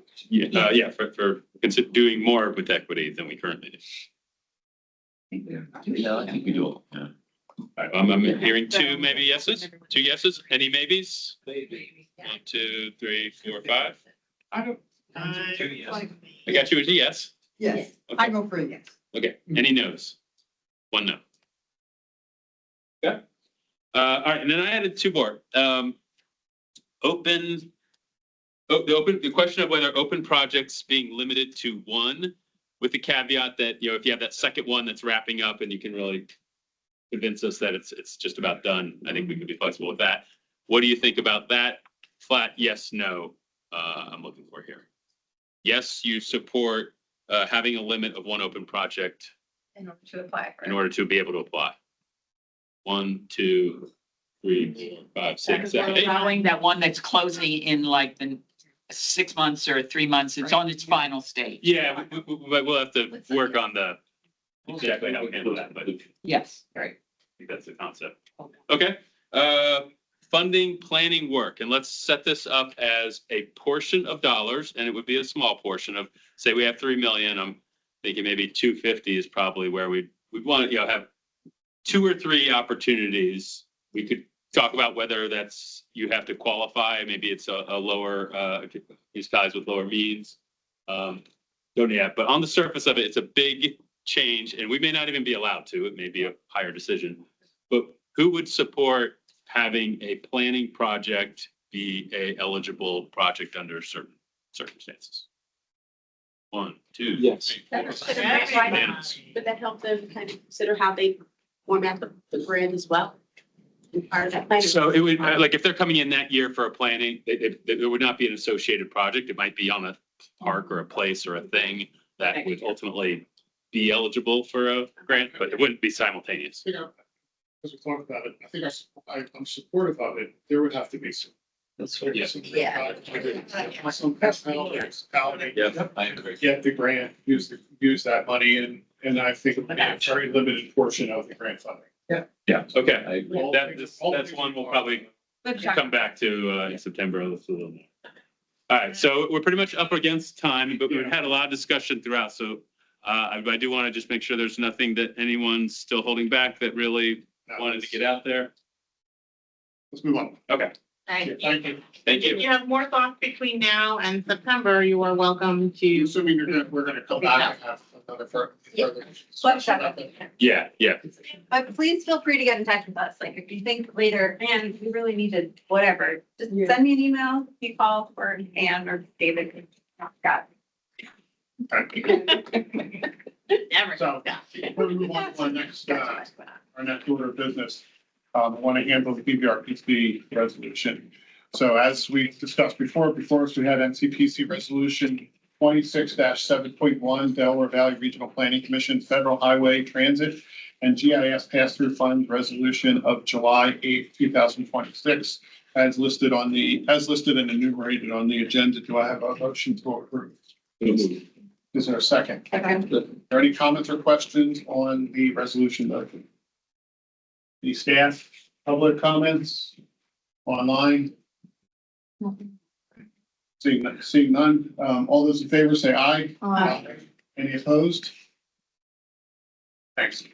Did we have raised hands, Karina, during that discussion? I thought we had a raised hand. No? No, she raised her hand. Thank you. Okay. Okay, next up is a bike, Montco 1.5, call it Matt and Bobby. How are you guys doing? Doing all right. Great to be back here. I think most of that discussion that we just had was very great, but it probably went through most of my time. So I'm going to do my piece of this as fast as possible and get us to Bobby, who's going to talk mostly about what's actually happening with Bike Montco 1.5. So is this, Second. you're ready to go? Great. All right. This is our midstream work program update for everybody on Bike Montco 1.5.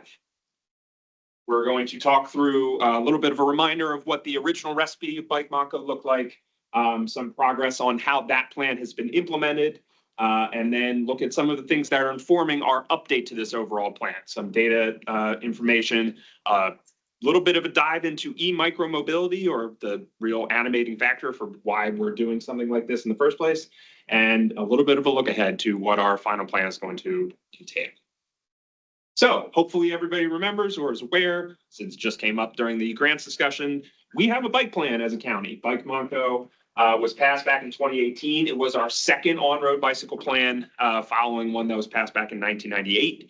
The focus of this overall was to expand the on-road bicycle facility network. We have an awful lot of off-road trails, paths, sidewalks, things that are usable for non-motorized transportation. Our Open Space and Trails group does a great job trying to build out that overall network. This is for the on-road facilities where a lot of bikes still want to end up using to travel different places in the county. At the time when we passed Bike Montco, there were 19 miles of roadway bicycle lanes throughout the county. All of the bicycle counts that were taken by various data providers showed low usage on roadways, but high trail usage. However, everything that we would hear from constituents and people that took our survey leading up to this plan said, we want more safe spaces to use bikes on actual roadways through the county. They're often the straightest and most direct paths in between places of interest, and people wanted to use this overall. So we worked through Bike Montco. I'm going to go ahead very quickly here just to hear the chapters that were included a vision and goals, study of biking today here in the county, the public involvement process and how we got information on how to construct this bike plan in the first place, the planned bicycle network, which I will come back to, some focus areas on how to specifically improve biking in a couple of different locations, such as towns like Souderton and Telford, trails in Upper Marion, which we are now finally starting to get the planning work in place to work on that, biking to transit in Ambler, and biking to the Montgomery County Community College. The survey results that came in as we were developing this plan, just some of the statistics up for you as a wide snapshot of how Montgomery County approached biking back in 2018. And we did an awful lot of outreach with this survey, including taking paper copies over to our jury pool to get as wide of a swath of representative sample as we possibly could. Some of the statistics you see up here, 42% rode a bike more than once a week, but not every day. So fairly regularly. Out of those people that were riding, 57% rode more than 5 miles on roadways when they were doing so. Full 80% were riding for recreational purposes. 46% fell into the category of enthused and confident. This is when we broke up bicycle riders in the county into 4 different groups. The most courageous being fearless. This one was, I think, category 3 of I can bike on roadways. I would prefer to have facilities dedicated to me in order to feel comfortable while I'm doing so. And again, just like 80% riding for recreational purposes, just about 80% said that the busy roads and too much traffic and interactions with vehicles deterred them from biking even more in Montgomery County than they would already. 66% therefore said they would bike more if designated lanes were on the roads. So Bike Montco was created and passed. And if there's one thing that we have used most often in the last 8 years since developing this plan, it's been our planned bicycle network, which you see on the screen here. We took 6 different types of roadways, ranging from the scenic rural collectors in the light green, all the way up to our red principal arterials, and came up with design guidelines based on volumes and speed limits on each of those roadways for the types of facilities that we would ultimately want to see installed on all these roads. This is a great tool to use as a planned bicycle network, but as the years have been going by, it's been a challenge to try to get bicycle facilities implemented on all of these particular roadways. We have made some progress. We have used this network to be able to take advantage of installation of bike facilities where we can. The biggest one is via the PennDOT Connects process, which works on a bicycle-friendly resurfacing program, which has now been rolled into a complete streets resurfacing program, where we work with DVRPC and PennDOT to review all of the state-owned roads that go through the repaving cycle each year and see if they are compatible or available to install different bicycle facilities. We've had a number of different successes over these 6 cycles of resurfacing reviews, including Ridge Pike on the Collegeville, west of College, onto Trapp and Limerick, Morris Road, running through the center of the county, Limekiln Pike in Horsham, a couple of different areas where bicycle facilities have been installed via this process, where PennDOT will install the facilities for everyone and the municipalities sign a letter agreeing to maintain them in between different paving cycles. However, we've also come up with a number of instances where even if we have said, this is in our bike plan, we would like to have it installed, PennDOT will come back during their paving process and say, unfortunately, we can't do that. We still believe that their volume is too high, the roadway is too narrow. These resurfacing projects typically do not widen the cartway anymore. They just redo exactly what's out there now. So if you have a 24-foot roadway with a 12-foot lane, unless there is some ability to use a sharrow or something, there is no space for that additional 4-foot minimum, hopefully 5 or 6 foot in best circumstances, to accommodate both a bike lane and a travel lane. So even though we have this beautiful planned bicycle network, it hasn't been fully implemented based on all the different ways that we've been able to do it. We've also worked with our county departments on complete streets policy reports, especially as new county bridges are being proposed for rehabilitation or replacement. All told, we've gone from 19 miles of bike lanes across the county. We're now currently up to 138. This is the key performance indicator that the transportation section is most involved with tracking. And you see these 138 miles of lanes on this map before you. Even though 138 sounds like a lot, once you see it on the map covering the entire county, you see there's plenty of room for additional improvement. So why do we need a bicycle Montco update at this point? Well, on the right side, we have the basically outgoing message for the original plan, which includes,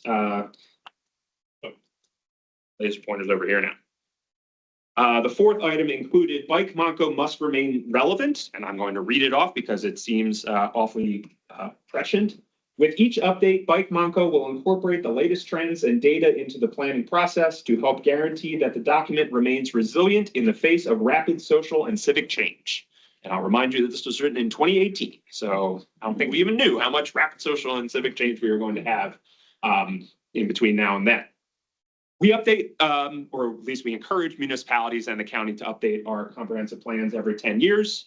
In some cases, plans can stay in effect, but in other times it's useful to go back and see, are all the assumptions that we were using still holding true? Are there any ways that we can improve things?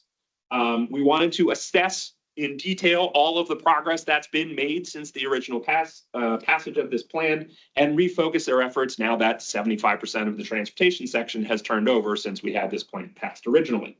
As I mentioned, the PennDOT resurfacing efforts haven't quite yielded all of the results that we were expecting. So if we are still interested in increasing the number of bike lane facility mileage throughout the county, you may need to take a different tack on how we get all these things implemented. And Bobby's really going to go into this, but there's an awful lot of changing technology use on our streets. The policy from the county level and the legislation from the state and federal level just hasn't been keeping up. And for a lot more information on that, I'm going to turn it over to Popek. Yes, so now we're going to do a deep dive on electric micromobility, otherwise known as e-mobility in the transportation world. We're going to look a bit about how we're seeing the rise of e-mobility devices in our county. So e-mobility, what is it? E-mobility is any small, low-speed electric power transportation device. So think of things like your e-scooters and your e-bikes and your e-one-wheel devices. These devices come in many different forms as it relates to weight, technology, and speed. And for e-bikes specifically, there's sort of like an industry classification that many people use, where there's 3 classes of e-bikes. So class 1 is your lower speed e-bikes. They go to a max speed of around 20 miles per hour. They typically have that pedal assist technology. So the faster that you pedal, the more you'll accelerate. And then you have your class 2. Those speeds go to a max of around 20 miles per hour. And they can have the throttle technology where you twist the throttle and that accelerates you, or they can have that pedal assist technology as well.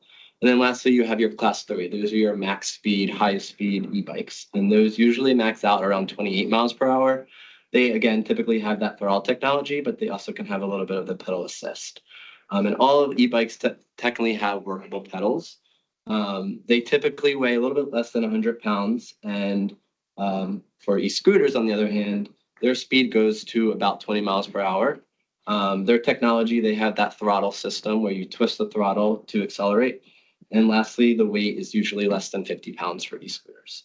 There's a couple different models for e-mobility devices, individually owned, which we're seeing a huge increase. A lot of people are buying these devices for their own personal use and using as they would like a traditional bicycle. You also have the private shared models, which a lot of bigger cities have adopted. You have organizations like third parties that set up, stations or basically areas that you can download an app, rent the bicycle, and then pay for the amount of time that you use it. Typically, e-mobility is used for shorter trips. They can even replace shorter vehicle trips. So if you have quick errands to run, you have to go to the park, you can jump on an e-mobility device instead of doing, a car trip and get there in a pretty similar amount of time. One big issue that has come forth with e-mobility devices is sort of that fragmented jurisdictional-based legislation. A lot of times at the state level, these devices might be, legal to use.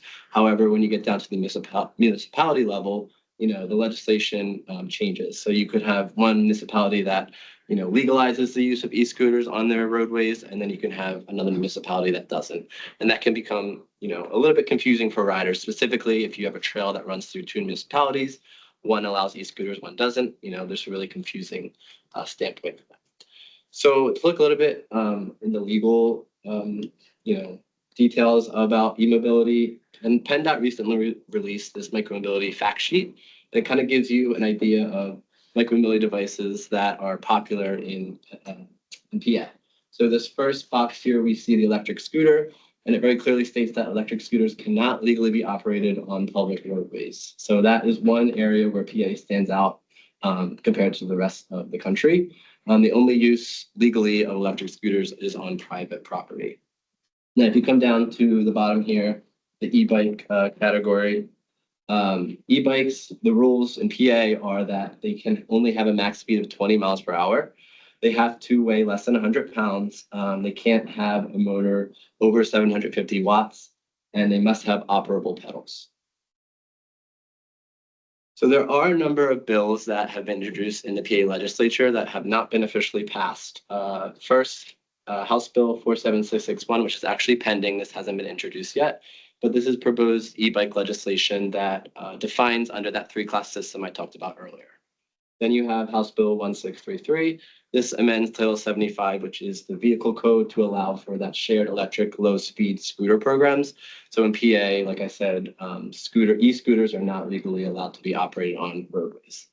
House Bill 2040, that authorized municipalities to impose fines on e-scooter operation on roads and sidewalks. So that sort of maintains the status quo of keeping them sort of illegal to operate. And then lastly, Senate Bill 1008, that defines electric scooters officially in Title 75 and legalizes their use on roadways, but then prevents children under the age of 16 from operating them. So if we look a little bit to our neighbor, New Jersey, and their legal classifications, they have a very strict policy on e-mobility devices. They actually recently just updated their classifications for e-bikes into 3 separate categories here. Low-speed electric bikes, motorized bikes, and then electric motorized bikes and trikes. It's a little bit of a confusing system, but they're very strict about, like I said, their policy on use of e-bikes and e-scooters. So you must have a license in order to operate an e-bike. Is there a And test for the license or you just get? yes, there is a test, although if you have a motor vehicle license, that can suffice as that requirement. But there is a separate test So for, if you don't have a motor vehicle license, you have to go through some type of testing. exactly, yes. Registration is required for any type of e-bike if you are a New Jersey resident. And lastly, insurance is required for these last two classifications of e-bikes, which typically max out at a higher speed than this lower speed e-bike classification, which max out at 20 miles per hour. So a little bit continued on the New Jersey e-mobility legal classifications. Low-speed electric scooters are allowed on public streets, bike lanes, and paved bikeways. However, similarly, municipalities can further regulate these devices, which again can create some confusion for riders. And then lastly, tampering with the speed limiter is illegal in Jersey for these devices. So if we zoom out a bit, e-scooter laws by the state level, as you can see here, Pennsylvania is an anomaly. We're the only state that explicitly prohibits use of e-scooters on public roadways and public rights of way. Some of these states here in yellow, they vary by location. So that kind of comes down to having the local level decide whether there's they should have legal prohibition on roadways. And then if we zoom in to Montgomery County, our own policy is that we allow e-bikes on county property. However, they have to closely follow the PA rules where they must be less than 100 pounds. The motor can't exceed 750 watts. And they have to have operational pedals. One of the big difference between our policy and PA's is our max speed limit for e-bikes is 15 miles per hour. Okay, so there's a number of advantages to e-mobility. Those include you get to avoid congestion and sitting in traffic. The cost savings compared to car ownership. So with e-mobility devices, you're not having to fill up on gas. You're not having to pay for maintenance fees. You're not having to pay for parking. There's a number of cost savings that are absorbed with the use of e-mobility devices.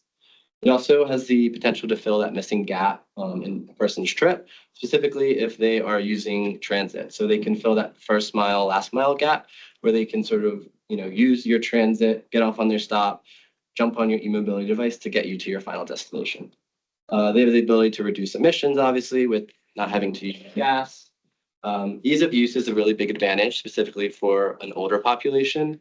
They can sort of still be able to use bikes on trails and maybe in the roadways if they feel comfortable, but not having to it be a more strenuous activity. They can sort of do this in an easy way, climb hills because they have that electric assistance with the device.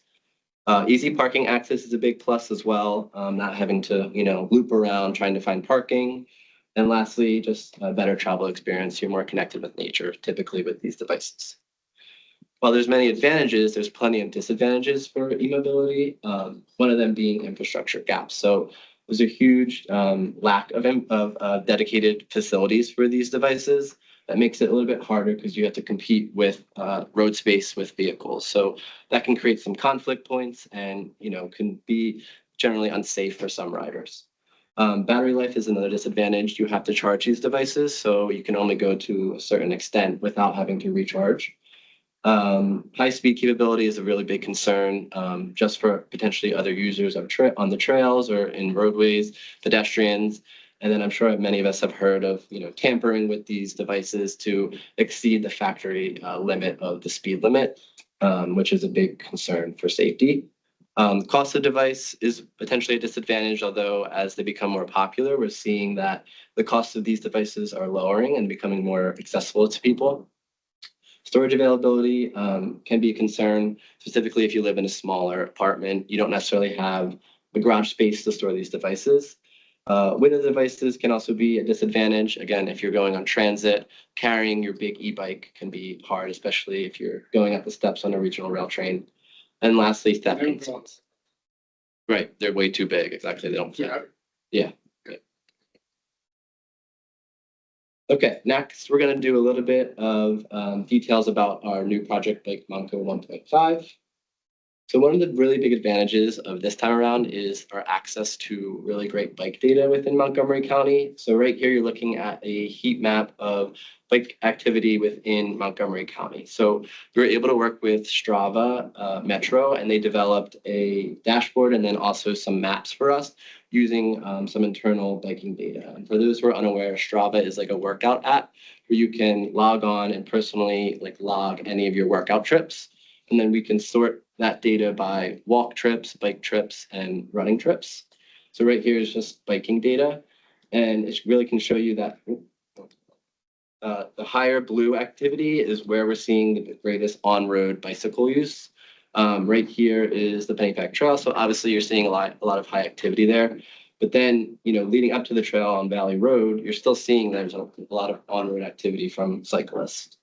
So this will be really useful for as we develop our priority bike routes. We can sort of use this as an example. So for those who are unaware, we actually are currently live with our Bike Montco 1.5 survey. We released it last month and it closes at the end of this month. So we have some preliminary results that we were able to get so far. 61% of respondents ride at least once per week.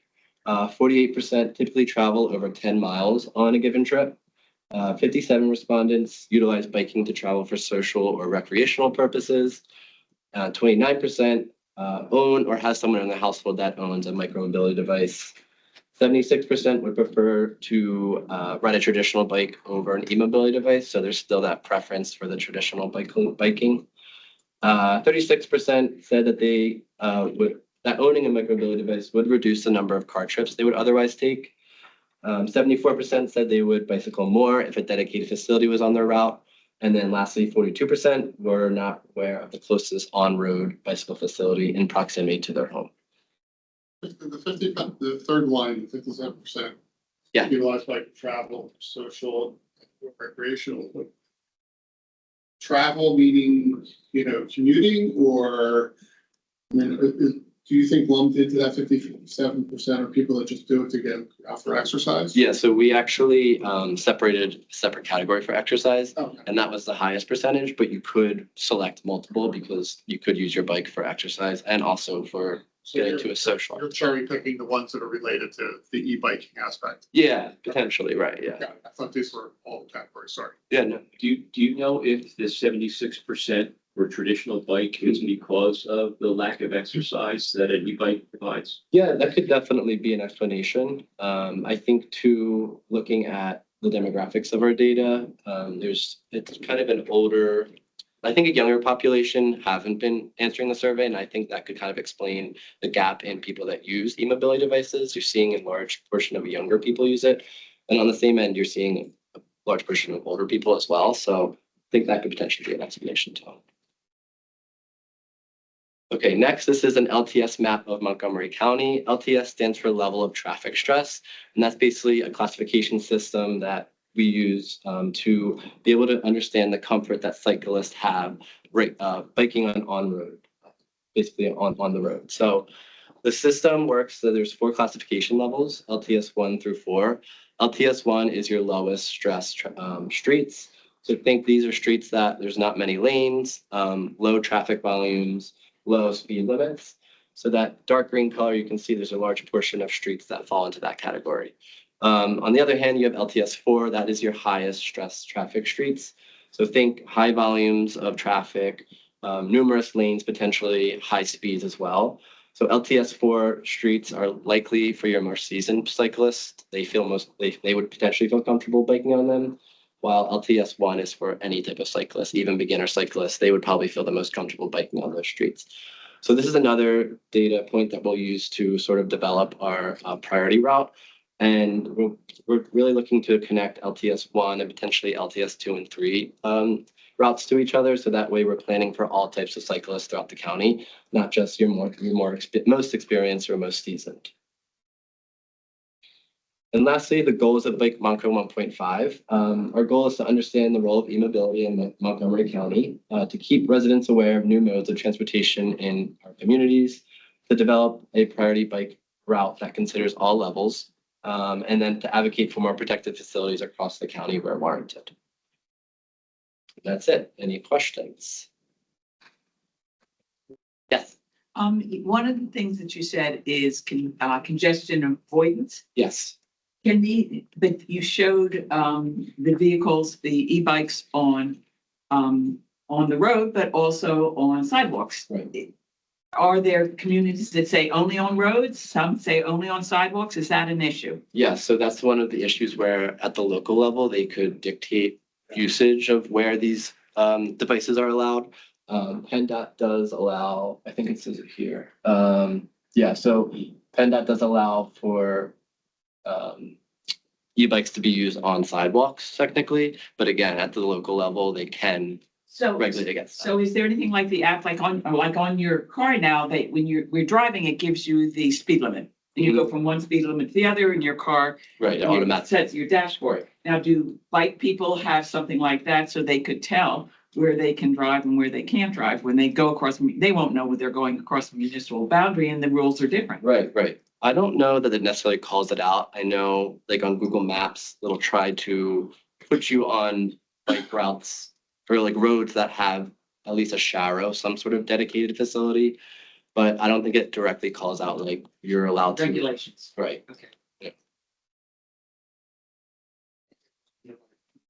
Those those people who are using bikes for commuting or travel wouldn't want to use the sidewalk anyhow. Yeah. I mean, it's as dangerous as you could think that the roadways might be. Riding on the sidewalk is even more dangerous because there's more variables, bumps and driveways and, you know, little less predictable, okay, than what I would consider still not the greatest scenario being on the street, but certainly I would think more problem. Depends on where you're going. I mean, I rode on the sidewalk for about 1 block this morning because of the gap in how to get from where I was to the street to the Garden piece of trail. I was on my bike commuting this morning. I think that's actually pretty common depending on where you are and what the condition of the. If it's a route you ride all the time, you figure out Yeah, like what facility is. here and go here for 1 box and then I can get there without having to deal with this lake that's horrible and. It was illegal, by the way, where I was. I was not allowed to be riding my bike on the sidewalk for that 1 block. Make sure that's in the meeting. It's recorded. I want to use that later.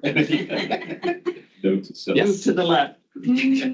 Bobby, have you considered also, in addition to the, I guess, shared bike lanes, signs that say, you know, beware of bicyclists or share the road or something like that?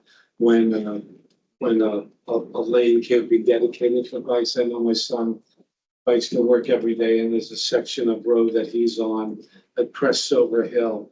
And he's like, we need a sign to tell people that I'm just coming over the crest. I might be just on the other side of that crest and they have to be, you know, moved over to the correct.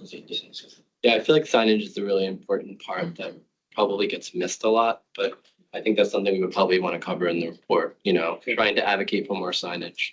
When the actual facilities are installed, there's a requirement for how frequently you need to have bike paint on the ground and signage along the side of the street. When it's more of a bikes and vehicles sharing the road, that can be, you know, much more as needed than specifically stated out there. Put that signage in our grant program. So PennDOT just came through 2 months ago and paved Main Street in Lansdale. And as part of its traffic calming initiative, they painted a white line right along the outside face of where the cars park. And then 24 inches to the left of that white line, they painted a second white line to create the perception that the road is narrower to reduce speed. And I cannot tell you how many people feel that that's a bike lane. Even though there are no designations. I mean, And it's I not can't one. work with PennDOT opening up it. it's a mess. Yeah. We worked with PennDOT about that resurfacing and they said, we can't do it in Lansdale. The fact that one of the largest reasons why we cannot get a lot of these lanes on is if there is any parking at all near this, municipalities are reluctant to give it up. And even if the parking is only used on a couple of days a year, the bike lane is technically like a travel lane. it is supposed to be available 24/7, 365. There was one example in a municipality where the proposed bike lane would have gone past the library. And the municipality said, well, we need overflow parking for this library for 5 events a year. And that was enough to say, well, we can't put it in a bike lane. So trying to figure out how to respond to those sorts of restrictions and availability. 63 is just not quite wide enough, but you're right. It's any sort of space, people are going to attempt to use it, whether it's signed properly or not. Could it be any lighting? Lighting is much more of a municipal decision. Some places really want to have that sort of downtown area available, and other places are like, no, we like our dark sky and suburban feel. So a lot of times that doesn't come up with the bike lanes, but it's something a municipality is going to have to wrestle with whether they want more of that or not. Anything else for Matt, Bobby? We do have a question. Ah. Deepa. You can unmute yourself.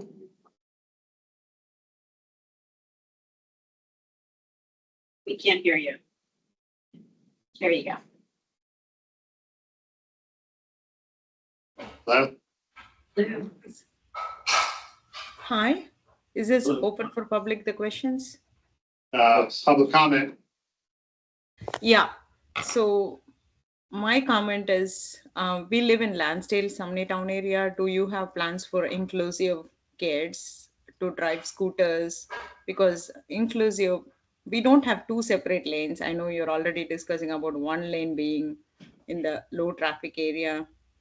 So do we have an option where it is not just for people who are fast, but it is like for people with different needs, be able to use the lanes safely? No, I don't think we're not specifically discussing we're not discussing specific locations. I think we're just discussing the different policies that are part of state regulations, part of what could be a county regulation, what could be on county roads, what could be a municipal regulation. So I think I can make a general comment of it is come up as a lot of the different types and exact capabilities of all these e-mobility devices has been proliferating. There's been questions about, do we need a bike lane? Do we need an e-bike lane? Do we need an e-scooter lane? There's really not enough space on all of our roadways to be able to accommodate all of this. And I don't think anybody has necessarily solved what that is. Right now, it is travel lanes for vehicles and some space for everybody else. And in some places, they are still sharing road with, share items. It's under consideration anytime any of these sorts of projects are implemented that if there is a large population perhaps of scooters that are using this, they're going to need more protection, potentially even a full-blown buffer or physical separation. Yeah, for a public park. Yeah, the planning commission is looking to come up with recommendations for the framework or regulations that may be considered by local municipalities or in coordination with PennDOT, but no specific areas at this time. That's not part of our conversation today. But, sorry. Regular comment you'd like to make? Yes, thank you. Anything else you would like to add, ma'am? Yeah, I would like to add that we need to be discussing this at least in parks or some common places where you have more space to accommodate, where like we can safely do things with such kids. So that's my comment mostly, like if it's not for the public places, at least in public parks where they're like Peace Valley Park, Castle, like Parkside Place Park in Lansdale, just an example. Yeah. Fisher Park is so big. So like some of those parks can be suitable for such options. So that's why. Thank you. Yeah. Thank you very much. Yeah. Any other comments, Karina? That was it. Okay. Thanks, gentlemen. Thank you. Thank you. If I could just throw out there this plan is in progress. If there's an engaged Montco site, if anyone would like to submit any specific comments, we'd be happy to consider those and review those. Right, engage.montgomerycountypa.gov. Next up is our board meeting discussion. Paul and Eric. Hey, doing, Eric? All right, how are you? Keep putting you to work today. We got to vote again? We got to come up with ideas? Yeah, you do. Lots of ideas, lots of thoughts. I don't know, Scott, you want to give a little? Yeah, I was just getting interested as well. So every October, we have been doing an away meeting. It's been mostly geographically centered, as you all know. This year, we are switching it up. We talked about this at an earlier meeting as a possibility, focusing on an issue, and then our geographic range can be broader, although obviously there are logistics to consider in trying to fit this in the morning. So Eric's going to lead us through on what we've thought so far in some of the housing projects, and really what we hope to do today is get any immediate feedback of if a particular place or project is one you definitely like to see, or anything on it. We'd like to know that. If anything's not in our list that you think is worthwhile to add, please share that as well. And there'll be some discussion over, that's what we're actually looking at. We're affordability is certainly the prime issue, but that doesn't have to be the entirety of what we're focusing on as well. So there you go. Okay. So as Scott said, so this will be at our October 14th board meeting. Typically, the October is the away meeting. Right now, we're just planning to do it the same way, take place in the morning, do a meeting probably after that, short meeting. We'll talk about that a little bit more at the end. For our discussion today, we've kind of just put into three categories for putting the projects into, dealing with affordability, adaptive reuse, redevelopment, and transit-oriented development, infill type of development. Again, this is a preliminary list. We brainstormed as a group internally and kind of found these about 20 projects to look at. We're open to new ideas, different ideas, projects that we might have missed. As Scott said, we want to get your opinion on maybe which ones intrigue you the most, which ones you maybe don't have any interest in, so we can help narrow down the list. This doesn't account for spatial distribution at all. So these could be all over the place. The next tier will be kind of narrowing it down to something that'll be a workable tour for a 3.5 hour drive. So we'll look at those and we'll go through them in each category. I know rules and discussions, can be hard with this group, so feel free to jump in whenever. We don't have to wait till the He end. said, feel free to jump in whenever. Yeah, so that's what I'm giving you the permission now to do that. Explain to your audience, because they're going to do it anyway. Well, because there is some overlap, so we want to talk about all of the types of projects, but if something really jumps out at you, feel free to jump in at any time, regardless of where we are in the presentation. So this is just a short list of the potential affordable mixed income sites. We're going to go through each one and talk a little bit about where it is and maybe what are some of the interesting aspects of it. So the first one is in Lower Merion. This is Ardmore House. It is an existing senior affordable apartments. Through some ARPA funding, they were able to add to it and a parking lot right behind the building. They're going to be adding a second building for more residents. That was actually a township-owned parking lot. And so again, this is a good project in Lower Merion. The one thing to think about too is particularly, we have 3 to 4 sites that we're going to stop at and take a look at. We're not going to just go in and look at what a nice new kitchen looks like or a bathroom has new fixtures in it.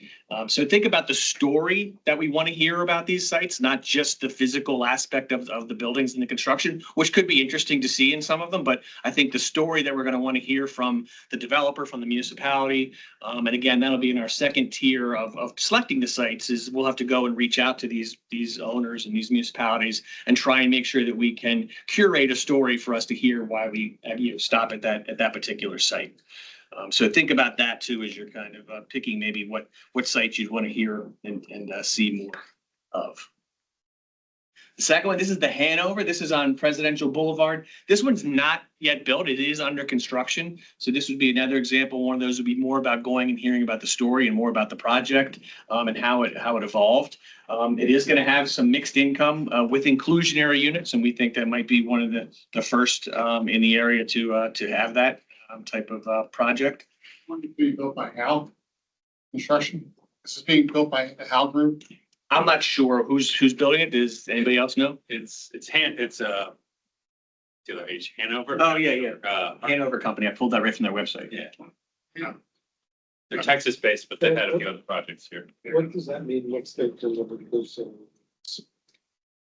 So So I think it's primarily, and Ann might know more about this, is primarily going to be market rate. But through, I think, the township zoning, there is a requirement for some inclusionary units that'll be some portion of income qualified. Percentage of units that you have to have a certain, be under an income threshold to. rent. They're mixed in with everybody else, so it's not And you get a lower rate. Yeah. Okay, any different. Do we know what that percentage is by any chance? It's about 10, I think it's 10. This was voluntary. Arbor Knoll, this is here in Norristown. Some of you might have remember this. These are built and have been sold, but they were sold affordably with first-time home buyer assistance, not subsidized, but they were built affordably and sold with that home buyer assistance. Right down the street and by the same group, Arbor Place is being under construction right now as part of the old Kennedy Kenrick High School redevelopment on the kind of this parking lot behind the actual building itself. So again, this is going to be a little bit of that same idea. It's going to be recently placed home community of 90 homes, primarily townhomes, and some assistance for getting people into those that might be affordable. Cornerstone at Pembroke Station. This is one that's been proposed in Upper Gwinnett. It has been approved, affordable 60-unit apartment complex. This is proposed by the Walters Group. Lots of high profile attention was on that during the. Yeah. And this also is an example of there is overlap. This is going to be near the Pembroke Station. So there is some Todd aspect to this as well. Next one is North Hills Manor. This is owned by the Housing Authority, Penrose Apartment Community in Upper Dublin. They helped with the redevelopment of it, and we think they helped manage the rental of it. Again, the 1, 2, 3, 4 bedroom apartments and townhouse twin type units are in here as well. Birchwood at Ambler, 62 plus 55 over rental community. Again, they have strict income requirements for the rental. It really focuses on mid to low income and fixed income households. And again, rental community in Ambler. That's been around for a long time. It has, yep. Crest Manor, another housing authority property, 46 1 to 5 bedroom units in Abington. Again, kind of managed by the Penrose Affordable Rental Community. And this is, I think, actually taking some applications right now through the housing authority. The Willows at Reliance Crossing, this was built a number of years ago in Satterton, 2 and 3 bedroom apartments and townhomes. Again, an affordable rental community, and they use low-income housing tax credit program to help people get into those and maintain residence there. And this has been just because I work with Indian Valley and Satterton, this has been a great project. It's a great project. Very, very happy with it. You would have no idea that it has any income distinction. It's a beautiful, beautiful community. So that's kind of our first blush of the kind of the affordable type projects. So again, be thinking in your minds if there's others that we've missed or others that you know about that might be interesting to go see. Some of the potential redevelopment sites will start in Collegeville. This is a WB Homes project. It was an old flag factory right downtown. You can see in the left photo that they redeveloped into new townhomes, market rate townhomes that sold very well. And that was one where they had to work with the borough to rewrite the zoning and create a new. That was an award winner a couple years ago. We went to see it. Probably out the beaten path of what we are, but. And then similarly, what they had done, kind of maybe set the stage for that was Cannon Square, another market rate townhome development in Lansdale, which was a redevelopment, and another Montgomery. The Colony Club. This is in Ambler Township, Ambler Borough. It's an adaptive reuse. It was built in 1912, home to a number of institutional uses throughout the years, and finally built into these twins. And I think they're being listed for close to $1 million. So I was going to say, So We work on those things, yeah. Okay. So again, an example that not everything we're looking at is affordable, but just, with housing being the focus in the county and in the state, all types of housing are going to be needed to kind of meet that demand. And, we're just seeing what's built, and we certainly do encourage adaptive reuse and redevelopment wherever possible. And it would be interesting to see the arc of the prices on these.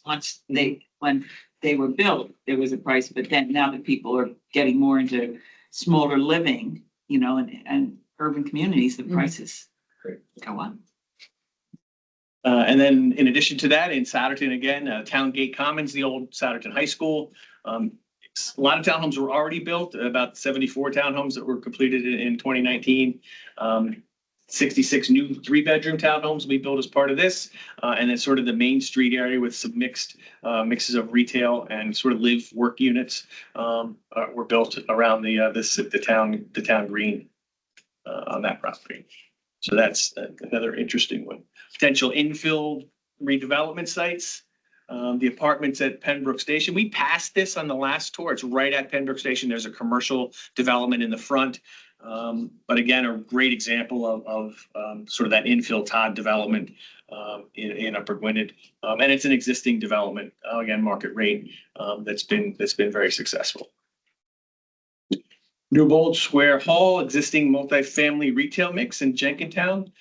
This was completed as an adaptive reuse of an old church. And then an additional apartment building was placed on the site as well. And this one really fits that adaptive reuse redevelopment, not far from a train station in Abington. So it has that Todd aspect as well.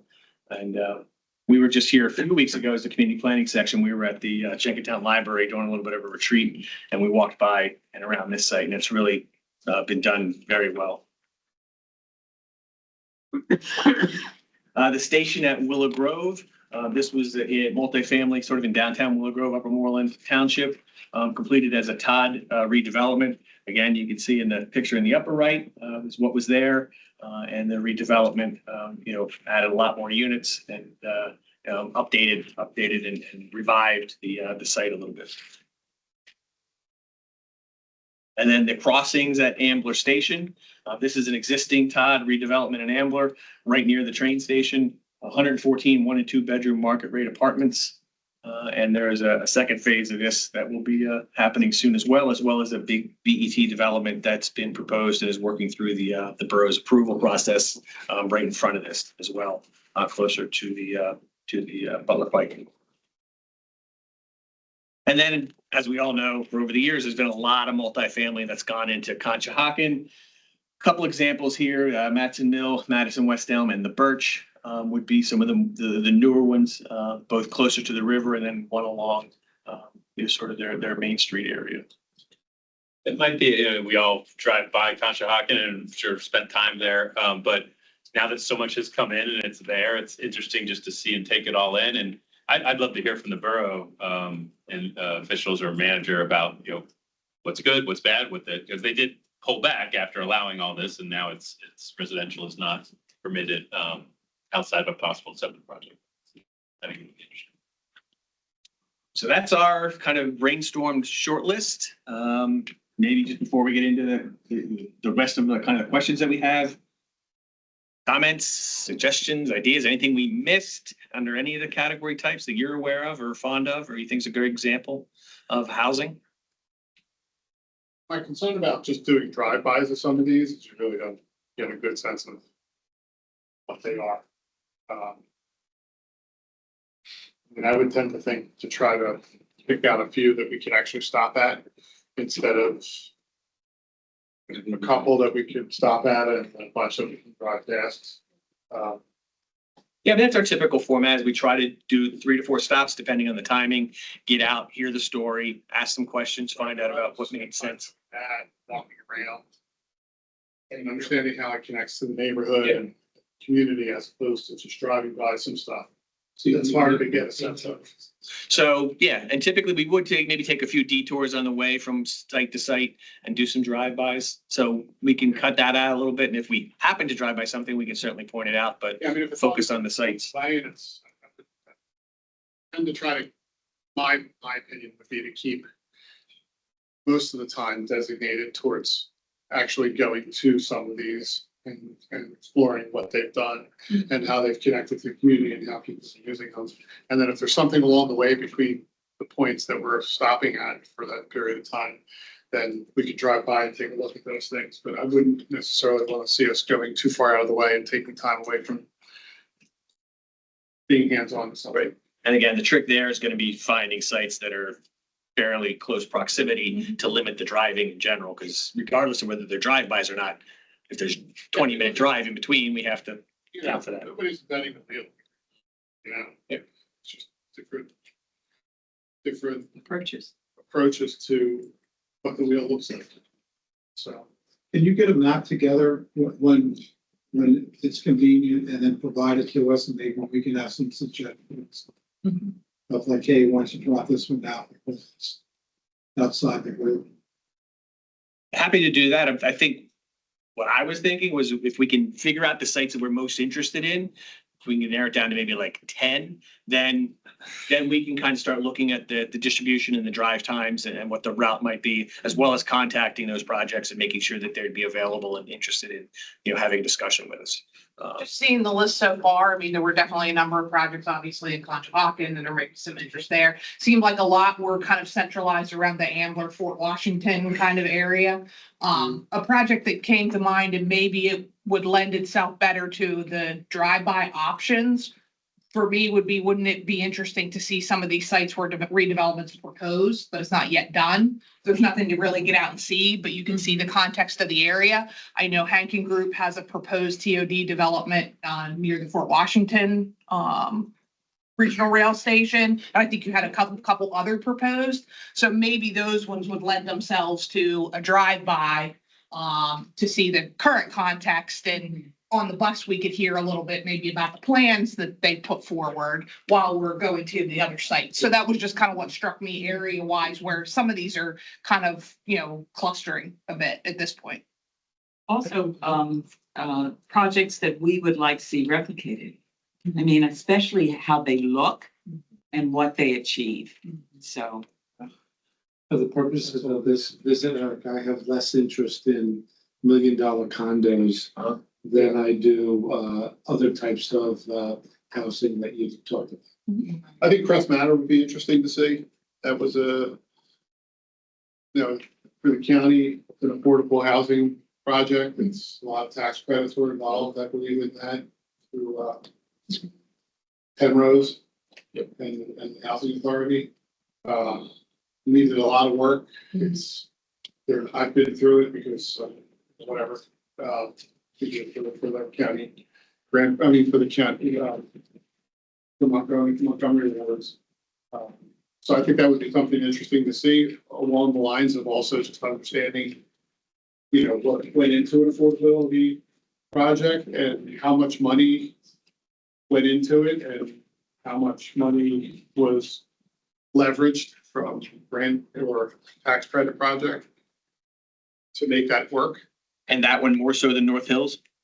Well, North Hills is fine too. Okay. Yeah. Just thinking The same, yeah, that's fine. North Hills is fine too, either one. They're both very similar to each other, but I think the key there is just, they're not easy to do or affordable housing projects because they're expensive. And you need to put a lot of resources into getting the tax credits. I mean, that's something that Kyle knows a lot about and can talk about, but it's, it's not an easy feat to put together these projects. I'd like to go to Arbor Place again, what they did with the Kendrick site.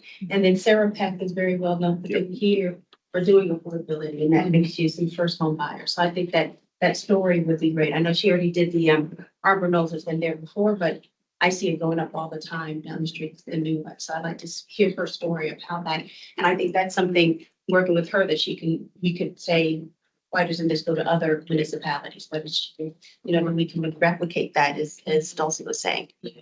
I forget what the name of the one that we went to on our Montgomery Awards. The one in Norristown built by the private developer. I forget the name of it. Which one was that? Is that Arbor Knoll? I think that probably might be. Was that just last week? Yeah. Oh, yeah. No, I don't think it was Arbor Knoll. No, that's an old one.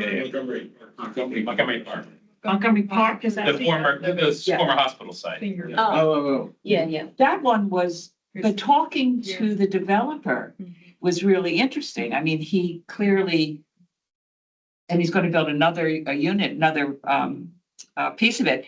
But how he was able to do it, clearly he put money, invested money, and was willing to have a more long term. But it's a really pretty fabulous. They might even have a large enough for us to have a meeting there. Oh, absolutely. We want to wrap up the tour there. Yeah, Yeah. and they were very pleasant. They even got bagels for us. Community room or something. Yeah. Correct. You need anything else at this point? No, if we haven't missed any suggestions anybody has for any other types of redevelopment or affordable sites. I think we talked right there. I heard a couple preferences certainly, and that we're seemingly in a good geographic area. So I agree with Jonathan. Yeah. I don't think there's a reason for us to be going I to agree. like high-end Yeah. apartments and We don't have to encourage that. $1 million. You know, I'd love to show everybody Colony Club, but you know, it's, I mean, if they're a really nice job of preserving a building, okay, whatever. You know, I kind of agree with Jonathan. I think if we're gonna do this, I think we should try to focus on TOD, affordability, things that the county has been working on for years. Yeah. And how that comes together. So, Yeah, I have his car. okay. Okay. Yeah, we'll put together a couple ideas and potential tour routes and talk about it. Well, you have a question. I was just gonna mention two quick things. One is that I think Ardmore House has new supportive services, like social services for communities in the building, which maybe just how that integrates with the housing aspect of it. And the other is, I wonder if there can be included a drive by us to naturally occurring affordable housing, which I think is really like super important in terms of county's housing landscape. Maybe that's an appropriate thing for a drive. So, but here we have a bunch of houses that sell for $150,000. Oh. Maybe not 100. We got 200,000 or apartments that actually rent for a low rate that are not built as a case. Awesome. Thank you. for community planning? Hey, John, how are you? Good morning, everybody. That's what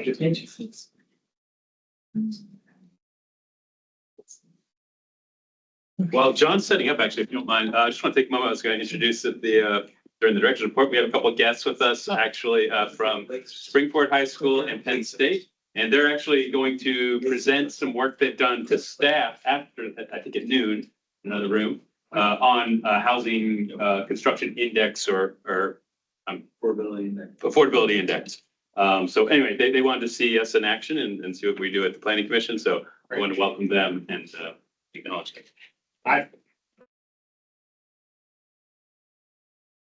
Okay, well, let's get this one rolling. We've got a little bit of time to make up. It's been about 2 or 3 years. Well, we'll get right into it. So it's been a couple years since I was up here talking to you about Hatboro. They renewed their contract again, continuing the relationship. Just to give context to anyone who needs it, we are talking about Hatboro here, up on the edge of the county, facing Bucks. They're entirely surrounded by Upper Moreland. It's their only other neighboring municipality here in the county. And it's just about 1.5 square miles. So just a little borough, mid-sized borough along York Road.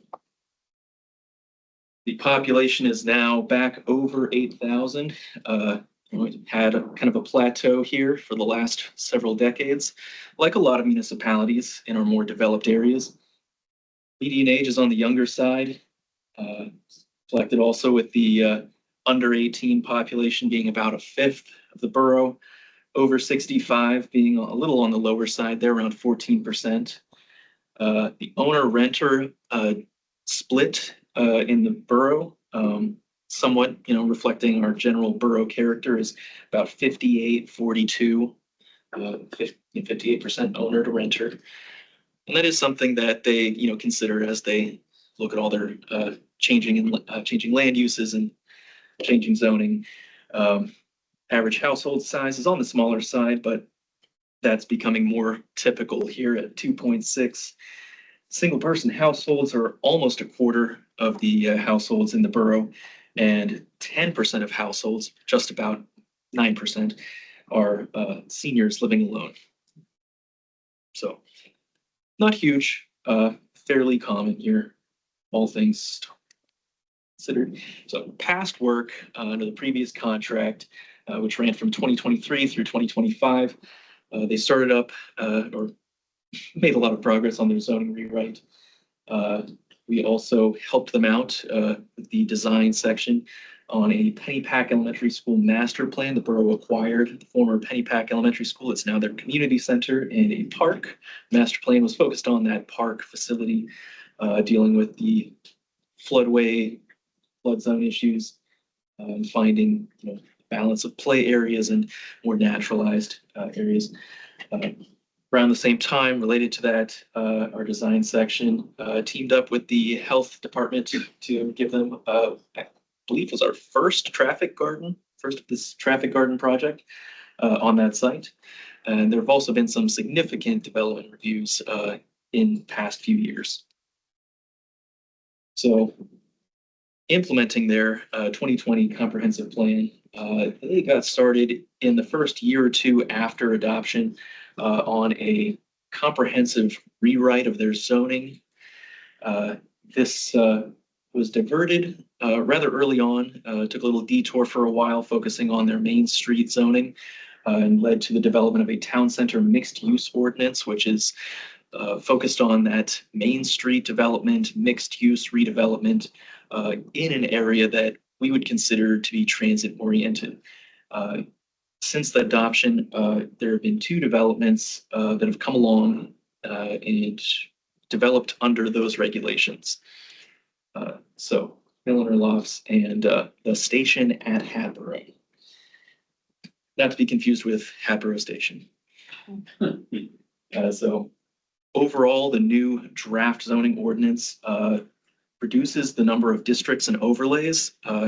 They currently have 5 mapped overlays, seeks to minimize residential nonconformities and really preserve and reflect the character of the housing that exists in the borough, while also accommodating incremental increase, and adds use regulations, among other goals of kind of making it more user-friendly, more legible.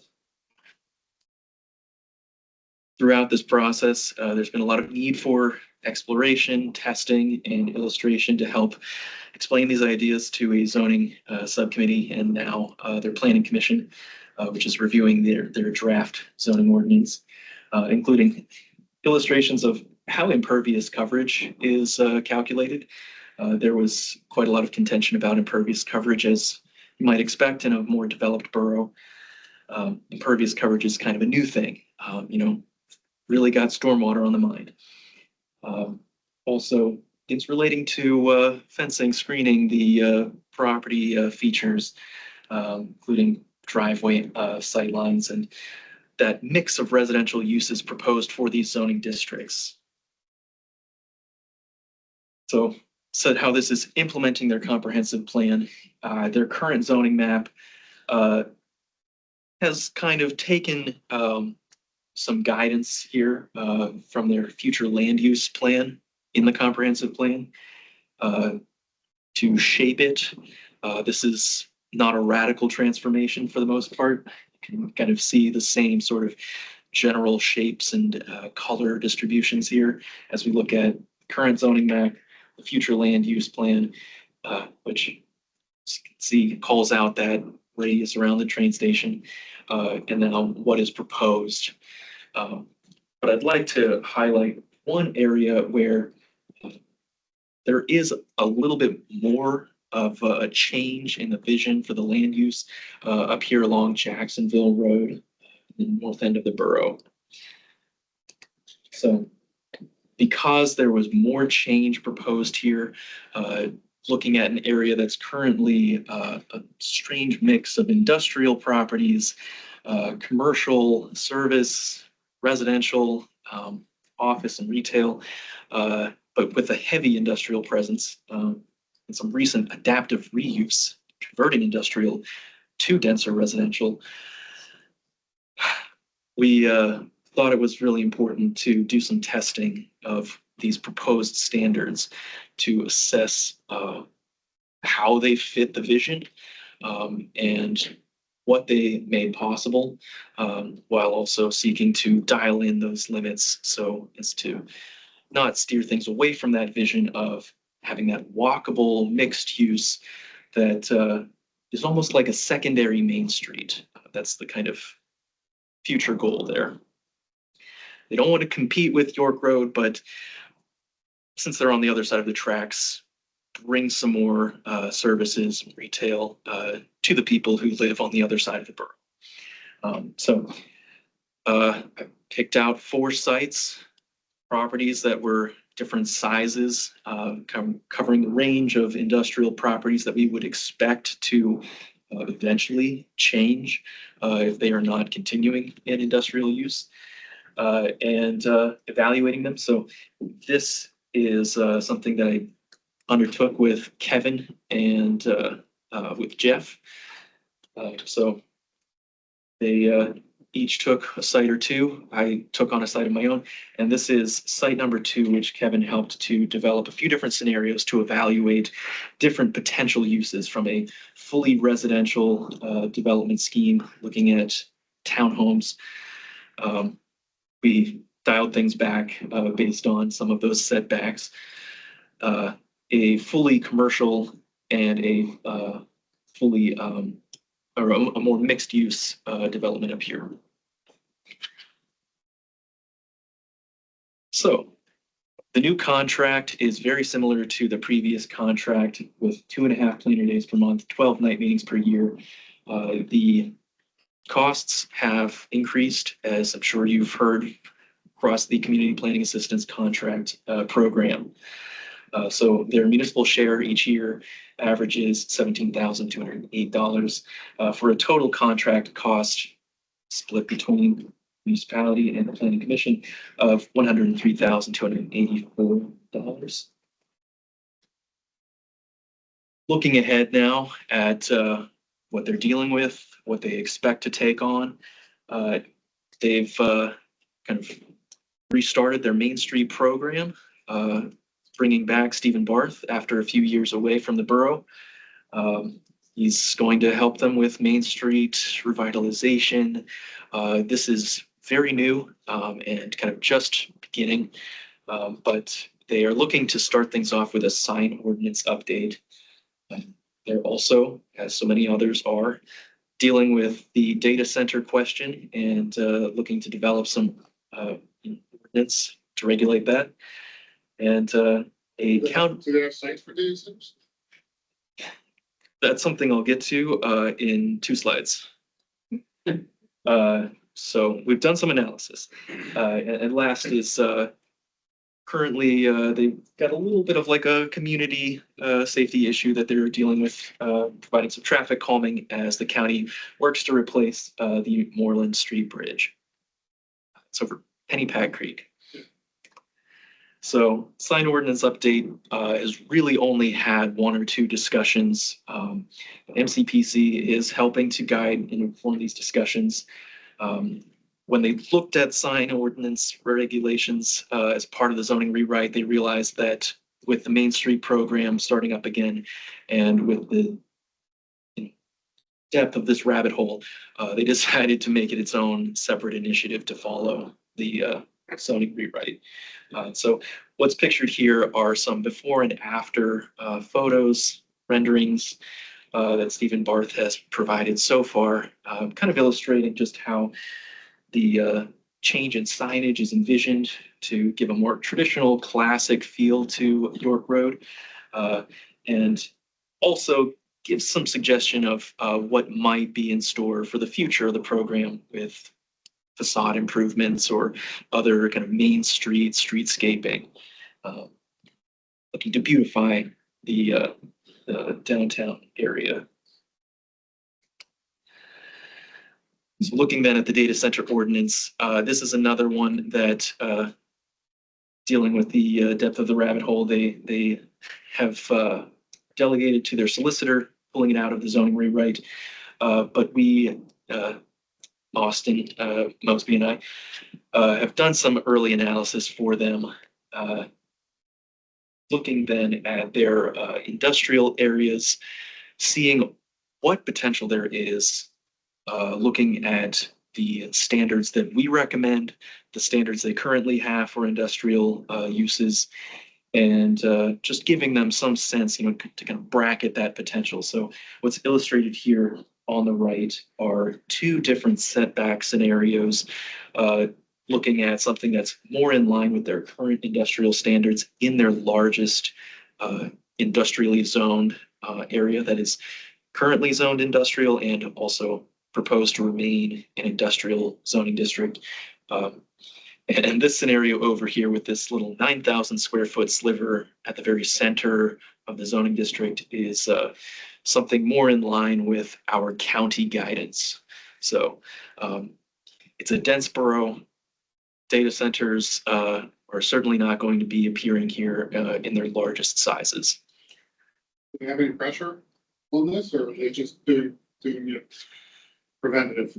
They are doing this out of caution, so they're not really protected in the way that some of our communities in regional planning are.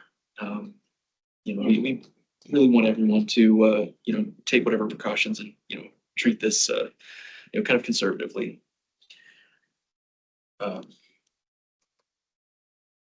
So their solicitor will take this up, and we'll be along, to help out with review, giving comment, providing our perspective, our guidance. Go back to where is that site? I'm sorry. So this site here is this industrial zoned area. This is actually shown on the proposed zoning map, since it's currently a zoning, sort of mixed use scenario, light industrial and also townhouses. We're trying to get the townhouses out of that industrial district. So What's on the right-hand side of that property? I guess that's not, is that Upper Moreland? yes, this is Upper Moreland. What's actually there now? So there is a rather large townhouse development, I believe.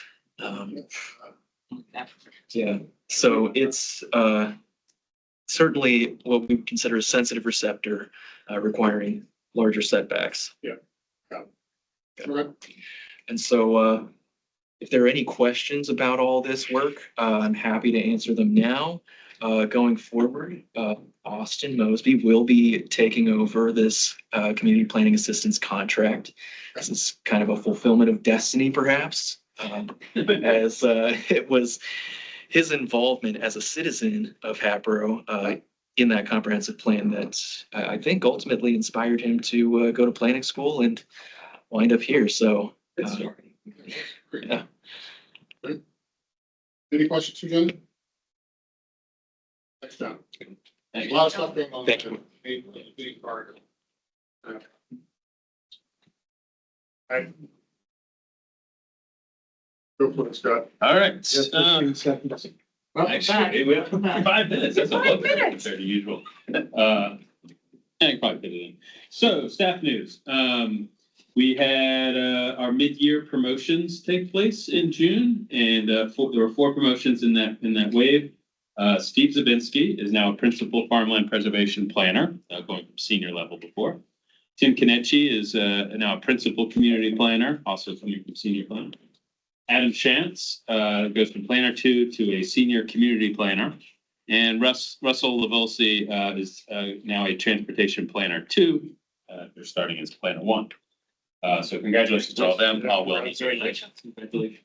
And then added congratulations to Claire Warner, who achieved her AICP certification recently. She's not this. That's out there.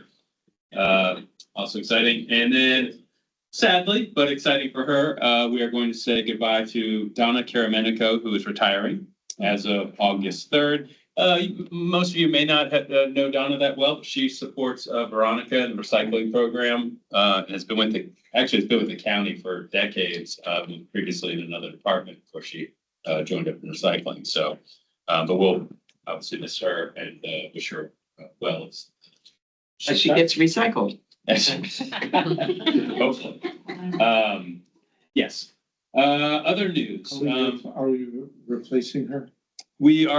there's a new policy in place where we have to justify vacant positions. And to be honest, the strategy we're taking with that is to incorporate a continued recycling support while also adding some administrative help that we've gone down in administrative positions since last year.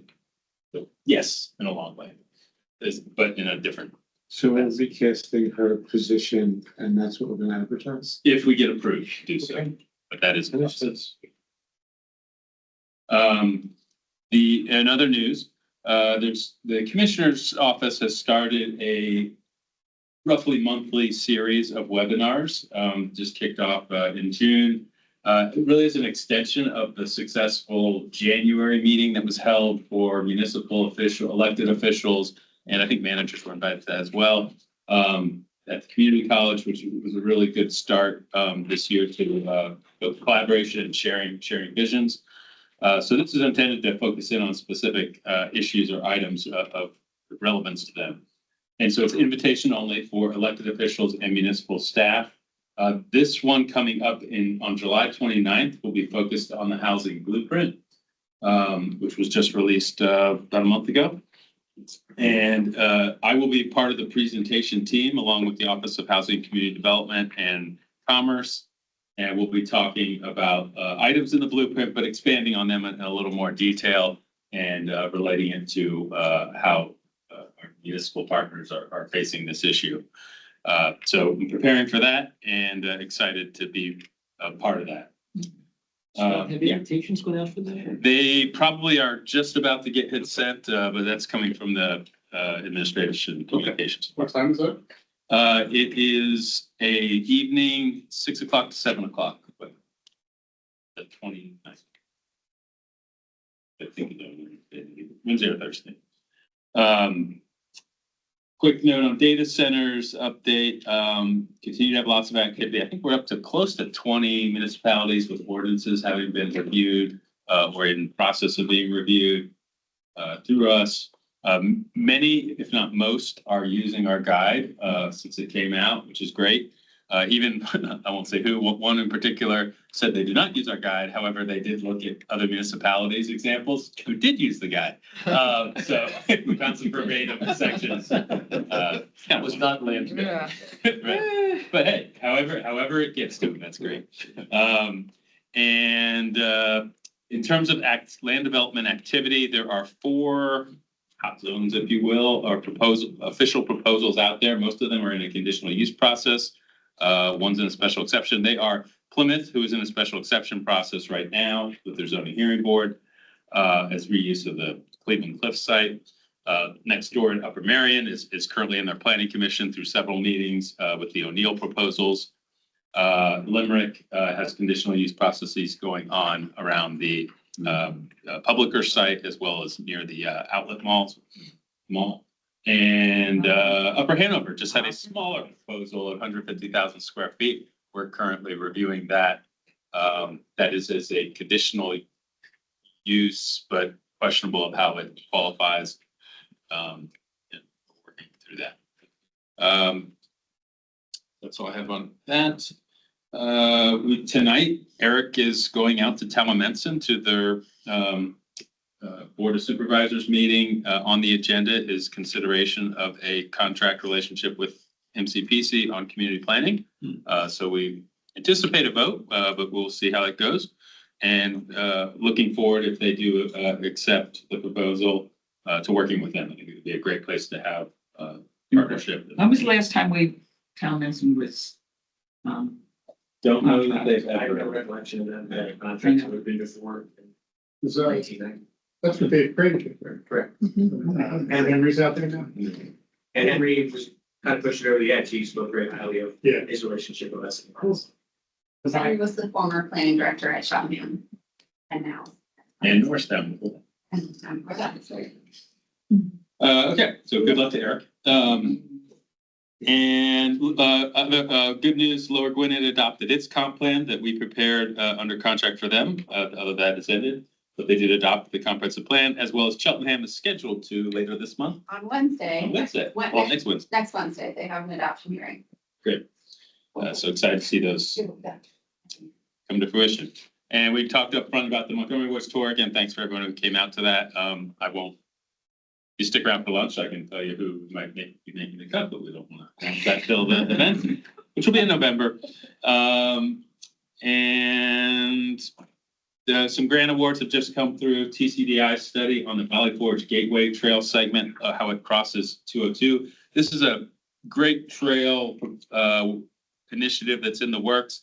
The township of Upper Merion and the bid of King of Prussia really highlighting it, but the county in our section, our Bill's section is really a strong partner in this. Have to get to the Valley Forge? Yeah, it starts at Valley Forge and the Schuylkill River Trail. That actually is funded. And then it comes down through Village of Valley Forge, that redevelopment. And the hardest part is getting across 202 to connect to the Chester Valley Trail. And that's what this study will explore. Nice. Really, how quickly that has come about is a great story. And we received, the county received an RTP award, Regional Trail Program Award for construction of the Hawes and Chain Street trailheads here in Norristown. Working on for quite some time with design. And just yesterday, the US DOT announced its build grants, formerly known as RAISE and Tiger. That was awarded. Honestly, I had low confidence. We got a $600,000 grant to do the design engineering study for Germantown and Sumneytown Pikes. Think of Ridge Pike next in queue. I won't be alive with that list. But we honestly, this was like the third or fourth try we did to find a grant funding source to start this work, and we hit it with the feds. So for better or worse, we'll see how that goes. But we're grateful and excited to initiate that.